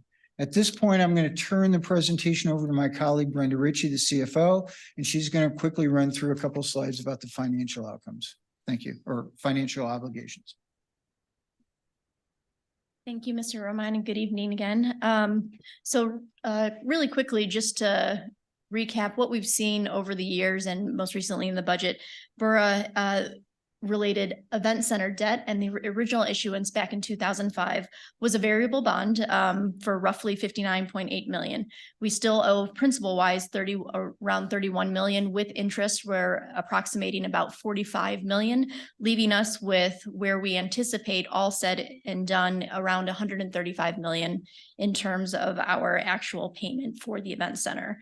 Our current bond payment, because it's variable, so our annual payment will increase. We anticipate in 2024, based on the current markets, that we're at roughly $5 million for that bond payment. And then, excuse me, because it is a balloon payment, we do in 2030, when the agreement is terminated, bond is paid off, it goes to approximately 10.2 million. The way we have that budgeted and we're planning for that payment is we do have 1 year's worth of debt reserve set aside. So we have the incoming revenue to pay for that bond, and then we would also take that reserve amount to pay for that year-end balloon payment. On the other side of things, we also have the parking garage obligations. So as we stepped in for the former operator, BURRA has certain obligations related to that equal 1.1 million in annually costs. So a total all in of all of our payments is expected to be beginning in 2024 is 6.1 million. And that again is subject to the CPI that occurs in that area for the Wadsworth URA. And all of that incoming revenue that we have anticipated through sales tax, property tax is sufficient to cover those anticipated expenses that we have coming in 2024 and beyond. Going forward to the next slide. This is just going to high level summary costs related to those event centers. So on an annual basis, until we move forward with that demolition and it's complete, there are some operating costs that need to be considered. And so part of that is roughly a $500,000 anticipated annual cost. And as you can see here, it's related to the maintenance, insurance for the building, utilities, landscaping, irrigation. So ensuring that we're still, while it may be vacant, we still need to take care of the property and make sure it's not deteriorating to a state that would invite vandalism or any other subject to that type of deterioration. So there are future anticipated redevelopment expenses that need to be considered. Staff has estimated at this time for demolition, a basic cost would be roughly $2 million. There is that deconstruction component, which is a part of demolition. It's a type of demolition. we've engaged with, speaking to the city of Boulder, with their hospital and, looked at that. At this time, it's difficult to make any comparisons. We'll further evaluate and come forward, there's too many variables. And so we'll need some additional time to look into that and then that estimate and what that level of impact is. The other side of things is from a professional services standpoint. So in order to move forward with, renegotiating the bonds. If there's an opportunity, we'd need legal support. So we have Butler Snow retained for those services, working with the Matrix Design Group as well. And then any associated debt refinancing costs are also would need to be evaluated at that time as we move forward. We're right now approximating roughly another 300 to 400,000. But again, as we get closer and solidify our next steps, that's when we will determine those more specific cost estimates. With that, I'll turn it over to Manager Hoffman. Thank you both. Appreciate that. So really the questions on the table tonight is demolition. Simply the act of taking down the building. How we do that, we will come back to council with what the scope of that RFP is. So as Ms. Ritchie had mentioned, staff met again this morning to talk about what those variables look like with the straight demolition. Even estimating, we were hoping to bring back to council what it was $22 million to deconstruct the Boulder Hospital. But part of those variables is they had asbestos. So it wasn't apples to apples. We didn't want to bring back and say we recommend deconstruction or straight demolition. So really the decision that we need tonight, or the direction that we need tonight, is we're going to be taking down the building. So once we have that solidified, then we can work on an RFP of what that looks like, how that looks like.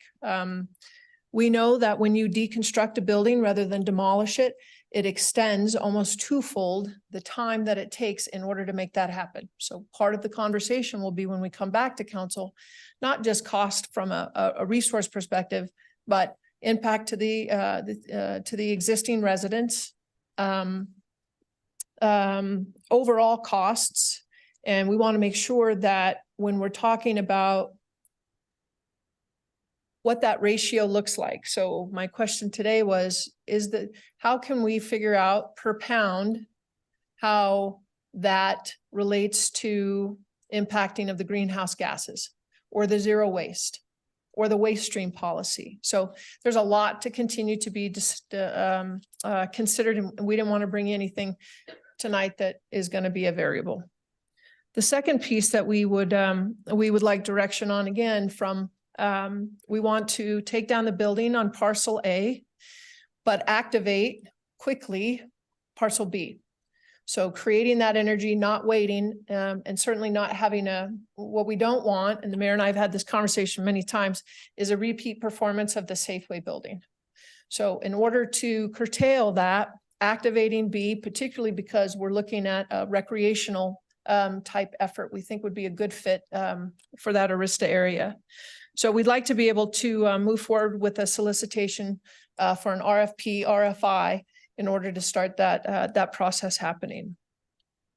Brenda is going to be coming back. Ms. Ritchie is going to be coming back to council. Part of the stabilizing the finances, she had mentioned that $5 million debt payment is variable.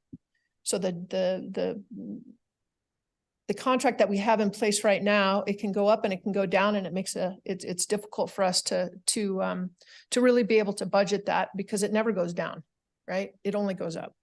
So we want to be able to refinance that so that we can lock that in, so that we can stay on track. So when we say refinance, it's not like refinancing the house where we say, okay, now let's take money out, or let's extend the time period for payoff. It's not what we're talking about. We're going to stay on track. We just want to be able to lock in that amount. And then to secure a contractor, as Ms. Ritchie had said, in order for the RFIs, and to also help us discover what that scope for the demolition looks like as we move forward, we need an allocation of funding for that as well. So Mayor, if we could go through those 1 through 4, that would be most helpful. Sure. Just for clarification, number 2, development of parcel B. Is that typical? What we would do is send out a request for proposals for development ideas? Is that like people pitch us product, projects? Because RFP to me seems like an internal thing. We don't operate with RFPs, right? We operate with contracts and applicants. So explain that to me, how that works. We want to chase exactly what we want there. Well, how do we know what we want? That's part of that's part of that process in order to go out to the market to be able to say, how much tolerance is there? So we've done the preliminary work to be able to say, it's not going to be residential. That's the quickest, easiest route. And we're precluded from that, which actually is a benefit that we don't have to go down that path because of the flight plan. But one of the pieces that why we don't want the repeat on the Safeway is we want to be able to say, here's a menu of items of what we want. There's 5 of you that have various pieces that we have seen, whether it's national or local developers. Tell us what it looks like so that then we can bring it back to council and say, here's what it looks like, here's where we are, and then we go through that development process. But we need to be able to provide them some certainty, Mayor, on the front end. Okay. That they're not coming just with a concept review and then kind of. Right. Right. I got it. Thank you for that.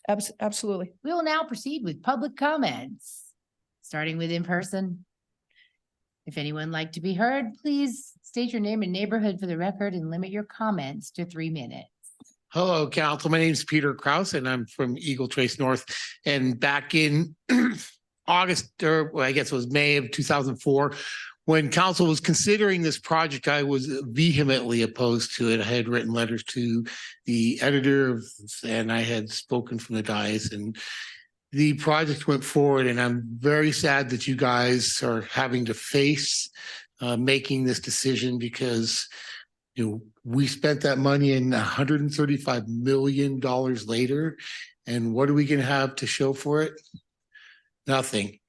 And it's 135 million reasons why people in general in our city, I think is better than a lot, thankfully, but our government don't trust our government when these kinds of things happen. So I support what you're going to have to do. It's unfortunate, and Godspeed to a better resolution of this situation.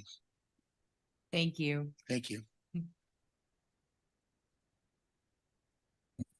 Roxy Julel Lackamore. Those are basically my ideas for you guys too. I'm sorry this ever had to happen, but it did, and it wasn't your fault. It just ended up happening and did not work out. But that partial B will be a lifesaver for Arista and parts of Broomfield besides Arista. Many people will be able to use that. It's on a major highway, it's on a major roadway, and the faster we can get that developed, the better it will be. The demolition and everything of the old First Bank, it's going to have to happen. Hopefully we can use the glass or send it out to our recycling glass company that we have right here in Broomfield, by the way.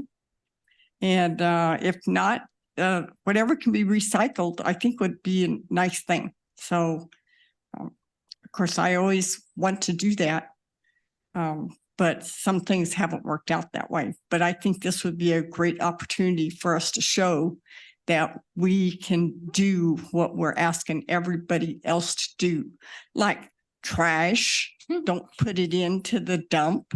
So if you're going to just demolish this thing and put it into the dump, why do we have to do the trash? So that's just my comments. Thank you. Thank you. Anyone else in person? All right, we have somebody on the phone, so we'll go to our caller. It's Mike, and you have 3 minutes. This is Mike Crawford again. I'll go be a little bit faster. I'm from Country Club Estates. I'm actually in Florida right now, so it's getting kind of late here. But I basically just have a question for you. First of all, I'll send you an email about the rest of the story. But I do have a question. Is there a way for you guys to extinguish the bond kind of before it's due for whatever, it's a 50-year bond or whatever it is? Can you extinguish the bond? Can you buy those bonds back and get out of the debt requirement that way? That's just my question. I'll you guys answer the question. Well, thank you. I'm being told no. That's not an option. So thank you. Okay, now we'll go to council member questions and comments. Who would like to go first? Council member Henkel had her name, actually beat you. Sorry, Henkel, then Cohen, then Leslie. You sound very offended, Councilmember Dolan. I think we're in the question part right now, and I just have one main question. As noted on the slides here, I would just like to have just a definition of demolition, because it looks like on the resolution itself, we're only using the word demolition in the resolution. So where it says, the authority hereby directs the executive director to pursue the solicitation of the contractor or contractors for the demolition of the event center. However, in our slides and other parts of this document and our memo, it also talks about the deconstruction. So is deconstruction a subset of demolition? Is that correct? Or should we be mentioning it also in the resolution itself? Do we need to make an amendment to the language? Thank you for that clarification. Demolition means it comes down. Deconstruction means how you do it. Okay. So the resolution is the direction from council to say, yes, it's going to come down. We will come back to council on the how. Okay. Okay, and then it sounds like on development of parcel B, is this also in the language of the resolution? Because I'm not really seeing like the slides really match what's in the resolution, and where are we binding ourselves to that in the resolution? The only thing that we need in the resolution is the demolition. Okay. The other pieces are Like a study session of sorts, giving direction. well, more just direction as in to pursue it. Okay. Without the how and the why and the what. Okay. All right. I think that's all my questions for right now. Thank you. All right, thank you. Councilmember Cohen. I just had a quick question. I may have mentioned it. Why we can't just move forward with the RFP for parcel A at the same time as B? Is it just staff bandwidth, or because otherwise a developer would know the space and location? Sure. So a couple of things. Our matrix team reviewed, because originally Councilmember Cohen, we thought of packaging that, right? We were going to do A and B together, thinking that the partnership was really going to help us market it. And after the preliminary kind of, they do what they do best, which is that preliminary, where's the market? Where's the tolerance? They're a nationally known company. So from that very preliminary anecdotal information, they're the ones that came back and said, we recommend separating it, activate B. And it's hard to market when there's something still on there. So again, on that parallel path, as soon as we're able to even saying to someone that we're going to take it down, we really need that flat and green. And I don't say green as in like having a green, before we can really start pulling the trigger on that. And quite frankly, from a tolerance perspective, having parcel A being constructed at the same time as B both of them going at the same time, that would be overwhelming for that community. Truck traffic and everything else that comes into it. So we're really thinking from the timing perspective. We're hoping that the market shows us some flavor 24 months out so that we can really begin to activate on A. Thank you. That makes sense. Thank you. Councilmember Leslie. I just want to compliment City Manager Hoffman and the team. I know this was a tough call. A lot of investment in this, a lot of loss. Appreciate our citizens supporting this initiative. But I just, having been through smaller versions of this, but deconstruction and construction and trying to fix things that were not working, but had a lot of investment in it, can be politically very difficult. So I really appreciate your pulling the trigger on this, making this happen. And the council also for canceling the contract earlier so that we could set the stage for this happening. So I just want to give you kudos for this action. Thank you. Thank you, Councilmember Marsh Holstead. Mayor, echo what Councilmember Leslie just said. I know none of us ran on demolishing the First Bank Center. I certainly didn't. But it's the hard decision we have to make from the previous, what's happened before. So it's where we are. I just have a couple questions. You mentioned the airport. I know there's an apartment complex directly to the east of parcel B. So why is parcel B not allowed for residential? Is it just the angle and everything, or is all of parcel B not available for residential? It truly is the Miss Burton-Zetti show tonight, isn't it? Thank you. Thanks for letting me come up one last time tonight. So yes, it is the angle. It's kind of at an angle across. So it clips like the Davis apartment sites. It encompasses almost the entirety of parcel B. And then it clips just a small portion of the apartment site to the east. And they did not put the units in that particular clipped corner. Got it. Which gives us the ability to not have to worry about putting residential on that side. And then the other question I have is on the financing of parcel B. Are we anticipating that we'll be able to sell the parcel to a developer and then that's our involvement except for the approval process? Or do we anticipate it's going to be like Town Square where we give them land and or tax financing to get them to build something? Two pieces to that. We do not anticipate having a partnership.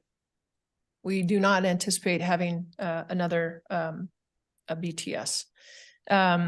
What the negotiations are with regards to land price remains to be seen. It's just, what does it look like when they come before council after that RFP with this menu of items? How bad do we want them? And what is that incentive package look like? We'll know when we get there. We just don't know right now. Makes sense. All right. That's all the question I have. Thank you. All right, thank you, Councilmember Nguyen.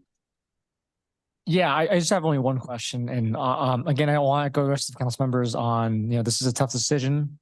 And I just want to personally avoid another Safeway. But my question is, has there been any other instances of like an event center this large or any similarity events in Colorado where we had to demolish or repurpose, or is this the first of a kind?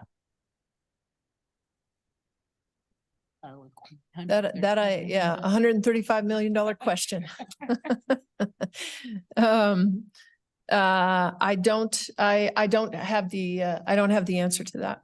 I can tell you that through the exploration of the reuse and the repurposing over the last 4 years, we have explored and had numerous conversations about what was and what wasn't effective, but I can't tell you an example of someone having to do this under these same or even similar circumstances. Thank you. That's all my questions. Thank you. Mayor Pro Tem. Thank you, Mayor. I just have one question, and it's really in regards to number 4. So looking at the professional and technical support, you had mentioned that there was going to be needing to be maintenance, insurance, utilities, landscaping, irrigation of that parcel A. Is that what that number 4 is about, or is there expanded services within that?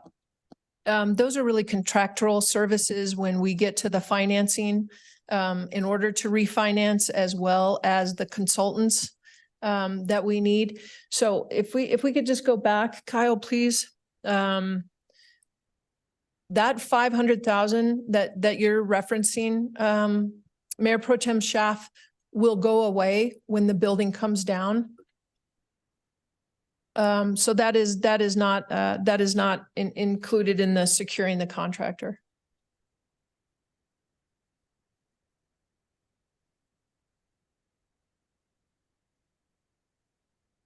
Okay, all right, so the $300,000 to $400,000, then the matrix design, Butler Snow. Okay, all right, Correct. thank you for that. Appreciate it. Thank you, Councilmember Anderson. So almost all my questions were answered. I'm just down to one is, has to do with the deconstruction on parcel A. And I was fortunate to be able to actually see that presentation on what Boulder did with the hospital. So I have a couple of questions there. So if it makes sense, if it's feasible, I think that is the right direction to go. But I don't recall, I thought they used some of those materials as they tried on the hospital to build the housing. And we would be in a different situation because we wouldn't be stockpiling materials on that site. We would have to sell, dispose of. Some of it was given away. Some of it was just like, come take it, but we would be getting rid of everything. We wouldn't be reusing materials because it would be like 5 years down the road. Is that, I just want to make sure we understand that part. You know, I don't want to say yes or no. We just don't know enough about that deconstruction piece until we kind of really start digging into what that looks like. Okay, I'm glad we're looking at that road and using Boulder's expertise, and thank you. All right, next is Councilmember Lim. I just wanted to ask the perennial resident question, which even comes from residents in Ward 3. Is there any chance of a grocery store up there? What we're looking at?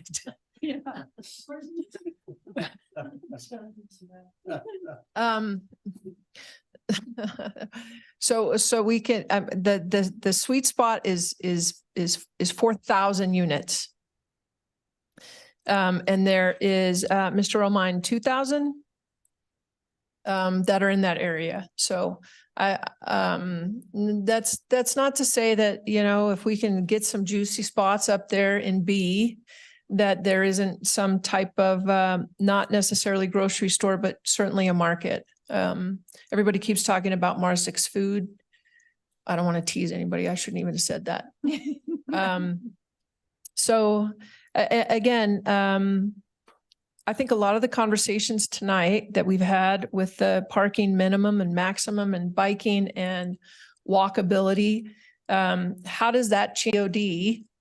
Does that change the dynamics at all? So it's an exciting time to really be looking up there and what the possibilities could do.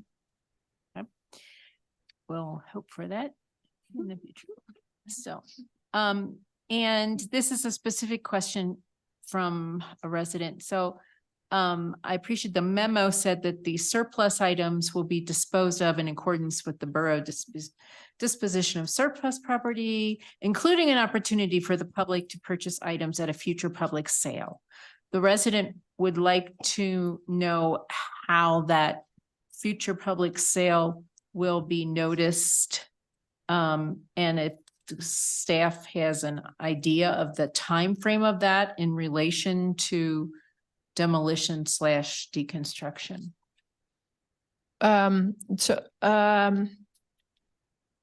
Time frame within 24 months. We're anticipating if council gives direction to move in that. Ms. Allen has indicated that we could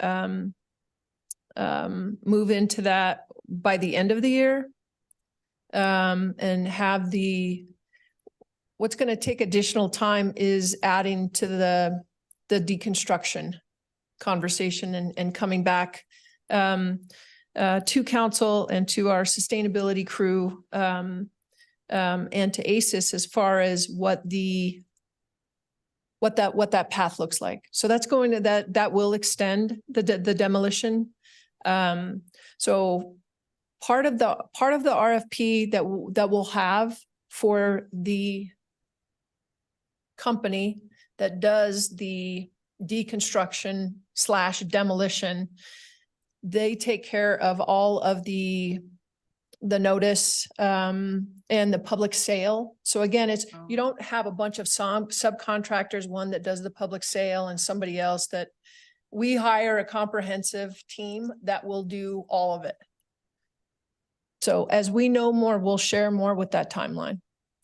So in that respect, if this demolition / deconstruction contractor is in charge of the public sale, we could somehow direct them to make sure it's widely noticed or something. It's not. Oh, if- absolutely. If the public, because Yep. the public, at least some of the public seems to be interested. Yes. Okay, thank you. All right, any other council questions or comments? All right, then. That sounds like a plan.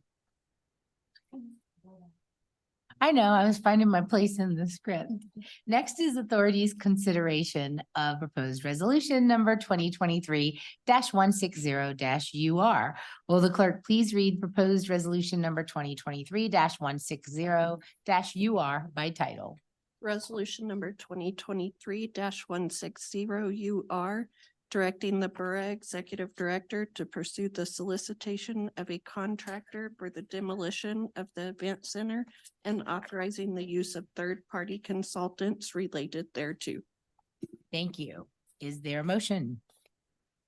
Councilmember Leslie, I move the motion. it's a resolution. I move Okay. the resolution. Thank you. Is there a second? Councilmember Henkel? Second.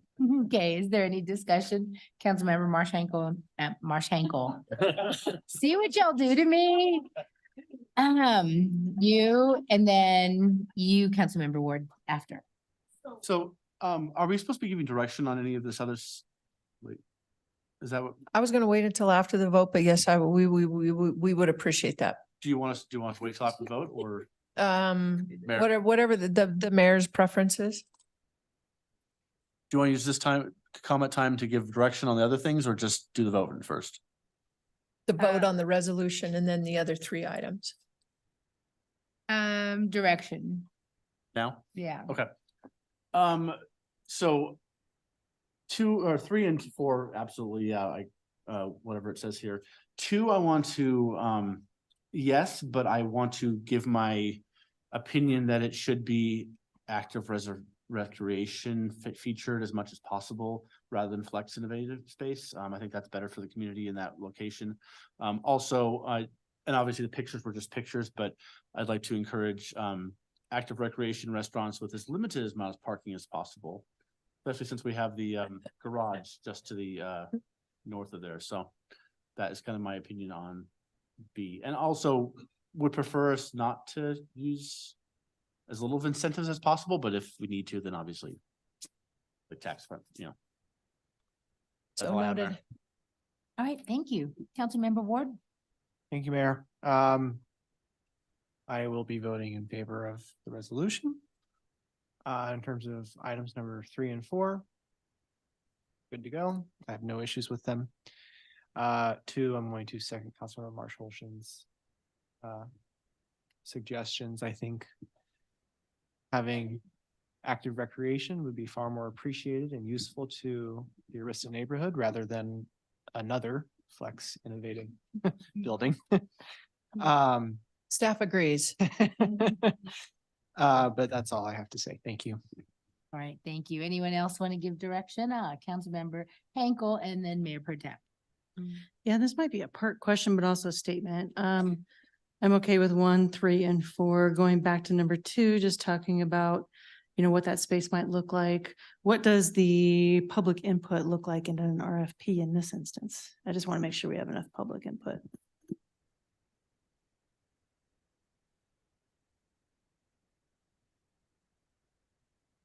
I'm not trying to be coy, Councilmember. The question, we've batted that around a lot. The public input will be similar to a regular development project. Given that we are not partners, we don't want to be partners, having them weigh in on various options is not really where we are.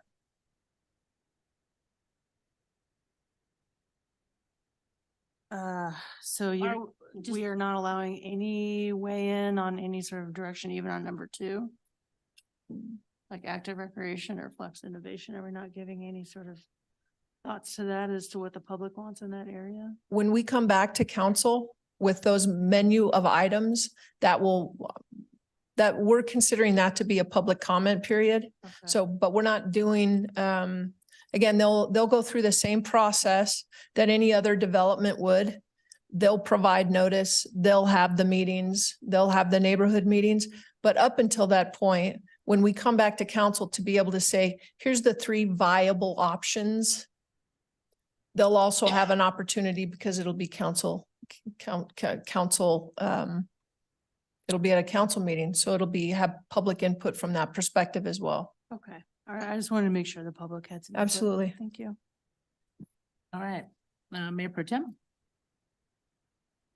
Thank you, Mayor. So, yeah, I definitely support moving forward the demolition. I mean, this is one in which I hate to see it go. I think that it's a big part of Broomfield's history, and I think that it was a great idea. Unfortunately, the great idea never came to fruition, and it's a bummer because I think it would have been a great thing for Broomfield had it come to fruition. So, but here we are. Development of Parcel B. I look forward to seeing what comes back with that. The financial action, definitely support that. And then the secure contractor, I think that that's definitely needed, in order to move forward. So I think that the comment that Councilmember Marsh Holshan asked about, or I guess it was a question, was regarding kind of the relationship between this property. And I think that I would be very concerned if we get ourselves into another situation like we do with the Broomfield Town Square, in which it's a partnership. And this is one of those projects that has the horizon of 20+ years. I think that would scare a lot of people. So I definitely want to steer clear of that. Let's make a great project, but let's allow the developer to really guide that and drive that and get it done. So thanks. Thank you, Councilmember Delgadillo. Thank you, Mayor. So yes to everything. I do, with respect to item number 2, I would also like to kind of double click on that a little bit because you do, as a former resident of the Arista neighborhood, walking past that kind of empty office space all the time. It's always just a little, I'm like, I don't know if this is necessarily getting as much use as it could. So perhaps that sort of recreation would be better. Well, I guess flash forward, the gym I go to right across the street, always bumping. So there's my little case study right there. And then the other thing is just, I appreciate that we're moving quickly on this. I do really care about all the small businesses in that area. And I think having new tenants, new people kind of going to actual useful space brings in more business in that area. So I look forward to seeing that happen as quickly as possible. Thank you. Thank you. Councilmember Anderson. Thank you. I feel like we're kind of skipping over the whole part about the grieving over the losing the First Bank Center and just kind of moving right here to demolition, but We already grieved. okay, good. Okay. So yeah, I support the demolition. I weighed in on that and I support 3 and 4. And then going back to the development of Parcel B, I think it was a very important point that was brought up that we have a parking lot there. So yes, there is a lot of parking to maximize what we can do on that parcel. I agree with what we're hearing here, but the one piece I want to make sure when this comes back that we're considering is the financial piece of it and making sure that we are getting the best deal for our money. And we will, the incentives will be, we'll get something from them and we'll know what kind of money we can get for that property. And at the same time, considering the incentives, so we're making a informed decision on how much money we can make off of it while we bring the development that the community wants. That'll all be in one piece. Is that what I'm? I don't want to say it will all be packaged because oftentimes it depends on what the market is going to bring us on those various projects. So to say that we'll check every single one of those boxes, the answer is yes. But whether it's all together in one meeting or separate meetings, we don't know until we get there. Okay, thank you. Thank you, Councilmember Nguyen. Thank you, Mayor. I support this resolution as well. And I do want to grieve briefly about the end of the First Bank Center / Broomfield Event Center. It has been a lot of memories for me personally for going to shows, but we gotta get this done. And I emphasize that the future use of parcel B should be a place for the community of Broomfielders, for folks to gather. And obviously, we want to make right. Obviously, as has been abundantly clear, this was this project did not work, and it costs a lot of money. And ideally, when we have a new developer coming in, we should emphasize that this would be a place for, Broomfielders to celebrate and to enjoy and to prosper. And I highly encourage that we, get this done before we see, more delays. And the time is now. So thank you. Okay, thank you, Councilmember Lim. Yes, I support all 4 points. For number 1, I am very glad that we're exploring the scale of deconstruction as a possibility. And for number 2, I definitely prefer the active recreation usage. That's it. Thank you, Councilmember Cohen. I'll just endorse 2 through 4 as stated. Obviously, rec center be nice, but there's obviously could be medical, could be any number of opportunities there. Or a 4-acre lake, we can always consider that. A goose sanctuary. Sorry. Thank you. Anyone else?